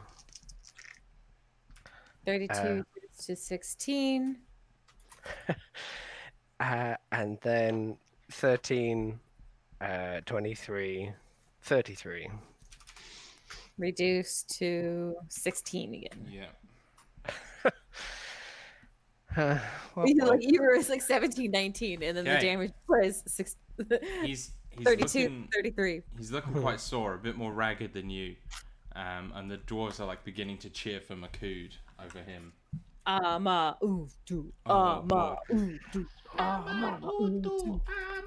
Yeah, Big Brain's got that going. I appreciate it. You totally don't sound like that, Mina. Thanks. Thank you for doing that. Natural 18, natural 18, natural 20. Nope. Are you actually going to do that? No, no. I'm kidding. So it was 18 I would and have a disallowed crit. it. 18 and a crit. Well, not an 18 total. It's a 34 total. Okay, so the crit. Oh, fuck you. Oh, that is not much. well. He's rolled normal attacks better than this. 7, you 8, get for 9, not letting me 10, get 11, 12, 22 bludgeoning. Reduced to 11, reduced yeah. to 5, reduced to nothing. Nothing. Yeah. With an Oh. extra space. And the normal attack is 16. 16, 8, 4. Technically reduced to 3 because of the leftover heroism. This is And he's like, how are you still standing? Makud, 31 hit points down. Because, like, honestly, the worm was harder. Getting a bit of a bruise, maybe. A small bruise on his cheek. He's like, got a cut lip. He's like, nobody makes me bleed my own blood. Makud is like, backs off for a second. I've gained a lot of gifts in surviving as long as I have. We should have a fight sometime without them. There's a little bit more bloody. Fists on fists. When you next come back. But for now, and in canon, he will charge you, but it's your turn. Okay. Do-do-do-do. Do-do-do. Do-do-do-do-do.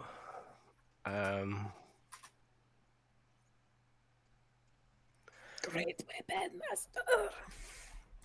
Yeah, I was just like, the only other things I can do are like make this fight even more unfair, and Makud wouldn't do that.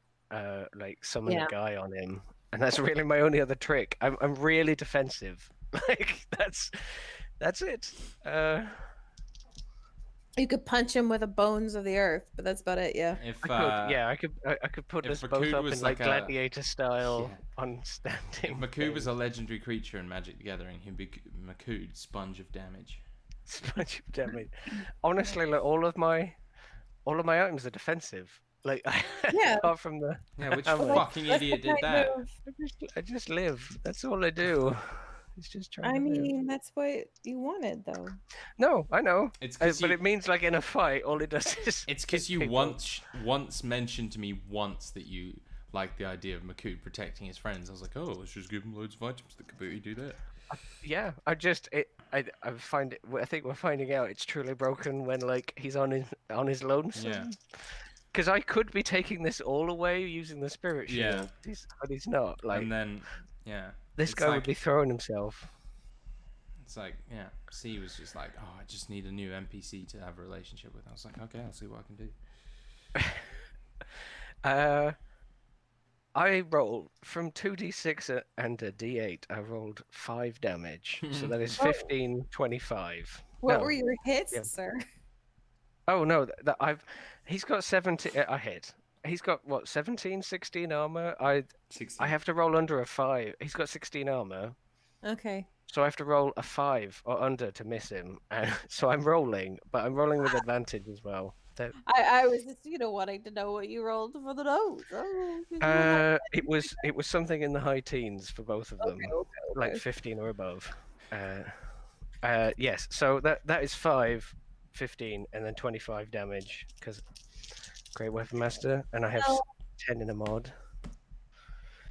The other one is.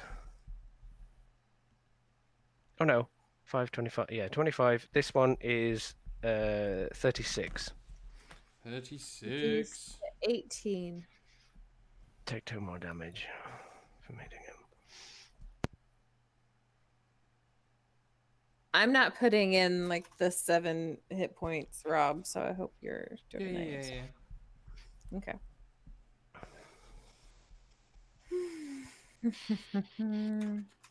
Cowrie does sticks Okay. his Reckless. thumb in his bum. No, my Hit. notes. Uh, I'm just watching you recklessly. 29 and 24. Hits. Ouch. For 17 on the first one. Down to 8, down to 4, down to 0. And 14 on the second one. We're down to 7, down to 3, down to 1. Oh, poor Cowrie. I'm sorry, buddy. The chimes are about to run out, and then it will take more damage. Yeah, like 2 more, but still. Oh. You're okay, McCune. See this poor boy into Valhalla. Oh, I love him so much. Okay. Reckless or no? You did attack recklessly, yeah. Okay. Hence That's the attacks recklessly in the notes. That's a 13 and a 15 plus 11 for Menes to hit. 24, Uh, 26. That is only 8 damage plus 20 for 28. And 14. that is 11 plus 20 for 31. As he gives him like a gut barged with the end of the hammer and then like brings it round into one of the shoulders. You see him he drops to his knees, panting, and holds up a hand give me a second, and then uses his hammer to kind of pull himself back to his feet. Oh, you might have fucking got me, but I'm not gonna stop until you shut my eyes. And Reckless, 29 and 24 to hit. So 15 easy. and 15. So down to 7 and down. So the first one goes down to 7 and then down to 3. Down to 0. Down to 0. The next one. Hang on. There's only 4 chimes left, basically. So it gets a little funky, but. So it takes 4 away from that. So the 15 gets reduced by 4 down to 11 and then halves to 5. Okay. And then whatever was taken away from the heroism that was left over, which I don't. Yeah, you have 2. 2 damage. So 3 damage. Done. Good, your go. Does he look really? Yeah. Done? He's on his last legs. Makud is gonna put his hand on, reach up or something to this 12-foot guy, and then he's just gonna bring his head down on top of his own and headbutt him effectively for horn damage. Oh, right in the eyes. Ideally, no. It's a headbutt. Your horns are wide enough to where you can. Yeah. That's a 20 and a 21 to hit. Both hit. Horn damage. That's only a 9. That's 13, and the second one is 15 horn damage. Okay. And 21 half to 10. You don't. I don't know if I can Great Weapon Master his horns. I don't think so. No. You got It's, 2 of them. you got 13 down to 6 and 15 down to 7. Yeah, Rob. but he has -7 damage from okay. his. It's a 6 damage. So he does 6 damage. Wait, what was the damage from the horns again, please? 13 Yeah. reduced to 6, and then 15 reduced to 7. Oh, And then I see. I added them together and then just halved it. Yeah. Okay. So yeah, he's still up. Oh, but he okay. he stumbles back. And looks very dazed. He's gonna swing again at you though. Determined. That's a Reckless? 30. Yeah, 35 to hit, and These a numbers. 34 to hit. Yes. Uh, That's like twice the amount that you need me. 16 damage and 15 damage. So that is reduced to 8 8. and 7. He is going to, just because he's sensing the end, he's actually going to use the spiritual thing just to show that he has it. Yeah. And Makud basically like puts his. Do you still have heroism? Yes. Okay, so 2 and 7. He is going to put his like hand up, and it's going to be like multiplied between like all of the rock dust and everything that has happened, like bits of Balgura ash or I don't know, Yeah, whatever. just all sorts That of shit. in this arena, it just sort of all swirls, and he's like then mimicked by like a lot, like something that overshadows Cowrie, Yeah, even just like a this larger 15-foot dust minotaur. minotaur. Yeah. That's nice. And shields him for, maybe I should have rolled that before I described it. That was 7. It shields for as a reaction. So, all up, you took 2 damage that round. Oh, okay. Okay. Go on, Makud. Your horns might not do it still. Okay. He is going to. So, still with that form kind of like around him, he is going to take like step, and then like leap. I imagine the form kind of follows him, like that like effect they used to do in old movies, where it's like a kind of shadow, like one step behind him, but it makes the same motions as he does. Yeah, like $6 million man, like whoop, whoop, whoop, whoop, whoop. Yeah. He does that, and he leaps up to like do the finishing blow, and he'll like double hammer,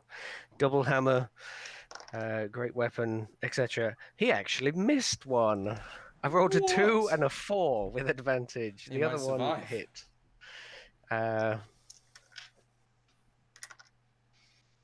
That is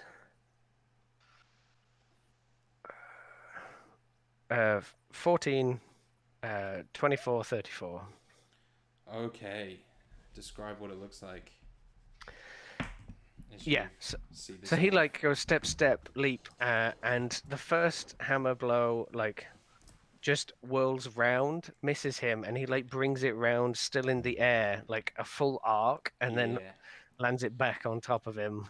And there is like a on top of his collective head. like, ooh, and Cowrie just like stumbles back 2 steps, and then just topples and shrinks back down.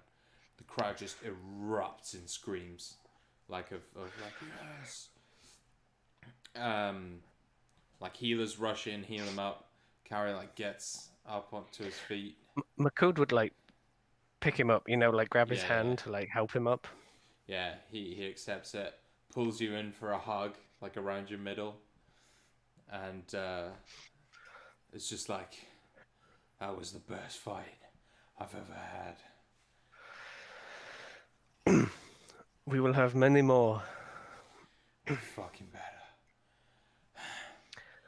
And then he'll like kneel down, and kind of his hand is like choked up on his hammer, so it's like right under it. He'll like hold it up to you to take.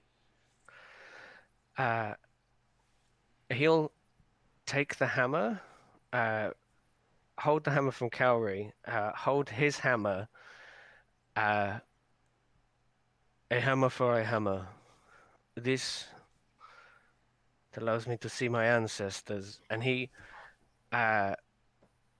without slamming it into the ground, he holds it out, and that kind of dust around him solidifies into the Enthris elemental for like the last time, maybe. And now the Enthris elemental is giving the hammer over to Cowrie. And Cowrie says, "You honor me, Makud." Takes the hammer and will like raise it with you, like you're raising glasses together. Mm-hmm. And the crowd is just like loving it, like clapping, roaring. Like this is the kind of shit they live for. And I guess we'll like kind of slowly fade to black on that. I just okay. Can I say Yeah, of course. say one more thing? McCood, like while like lifting, carrying like the hammer and the arm up, says, uh, "Has Carrie ever been in? Has any of these people been introduced with the last name, or is it just No, first they names?" only have first names. Yeah. Okay, let it be known that only that McCood Dragon Seer sees only that the line of Cowrie is fit to wield such a weapon. And Cowrie's like roaring with excitement of that, and the crowd are like super behind it. They love the kind of fairy tale Mhm. style of this, and yeah, we close on that. Everyone doubles the money who bet on McCood, Woo. and What was yeah, that last bit you said, Dan? I didn't quite. Let it be known that McCood Dragon Seer says that only the line of Cowrie is fit to wield such a weapon.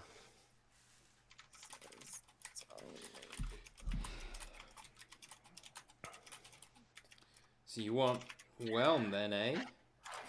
Yes, I guess. Like McCood is kind of well. I think I'm more sad than McCood to see this hammer go Yeah, because I really loved that I'm hammer. sad. But it I'm kind of like, why? Why? I thought you were like fighting. I thought it was like for pink slips. Don't you have two hammers? Isn't Maku twice as hammered now? Yeah, he's got two yeah. hammers. The thing was for him to win both hammer, like the hammer from Oh, him. But I don't. I like, and I could take both hammers rightfully, but I don't think that McCood.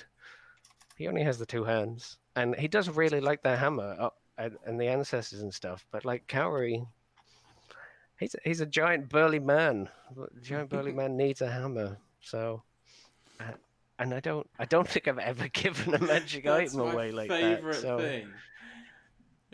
uh, In McCood's eyes, if you were over a certain size, you were due a hammer. yeah. Yeah, so it's I feel like really cruel. I'm taking this God-gifted hammer away from yeah, like their best smith. Like, why not give them a molten lava hammer yeah, to forge weapon a with it? molten lava hammer, which might be better. I'm looking. yeah. That's my thing. Is So like, wait so to see what it's like Whelm, first. Whelm, you can throw it, um, Mhm. and you get extra damage against giants. You can also shockwave to stun for a round. While you're holding it, it alerts you to the location of any secret or concealed doors within 30 feet. In addition, you can cast Detect Evil and Good or Locate Object. So I can imagine you could like have your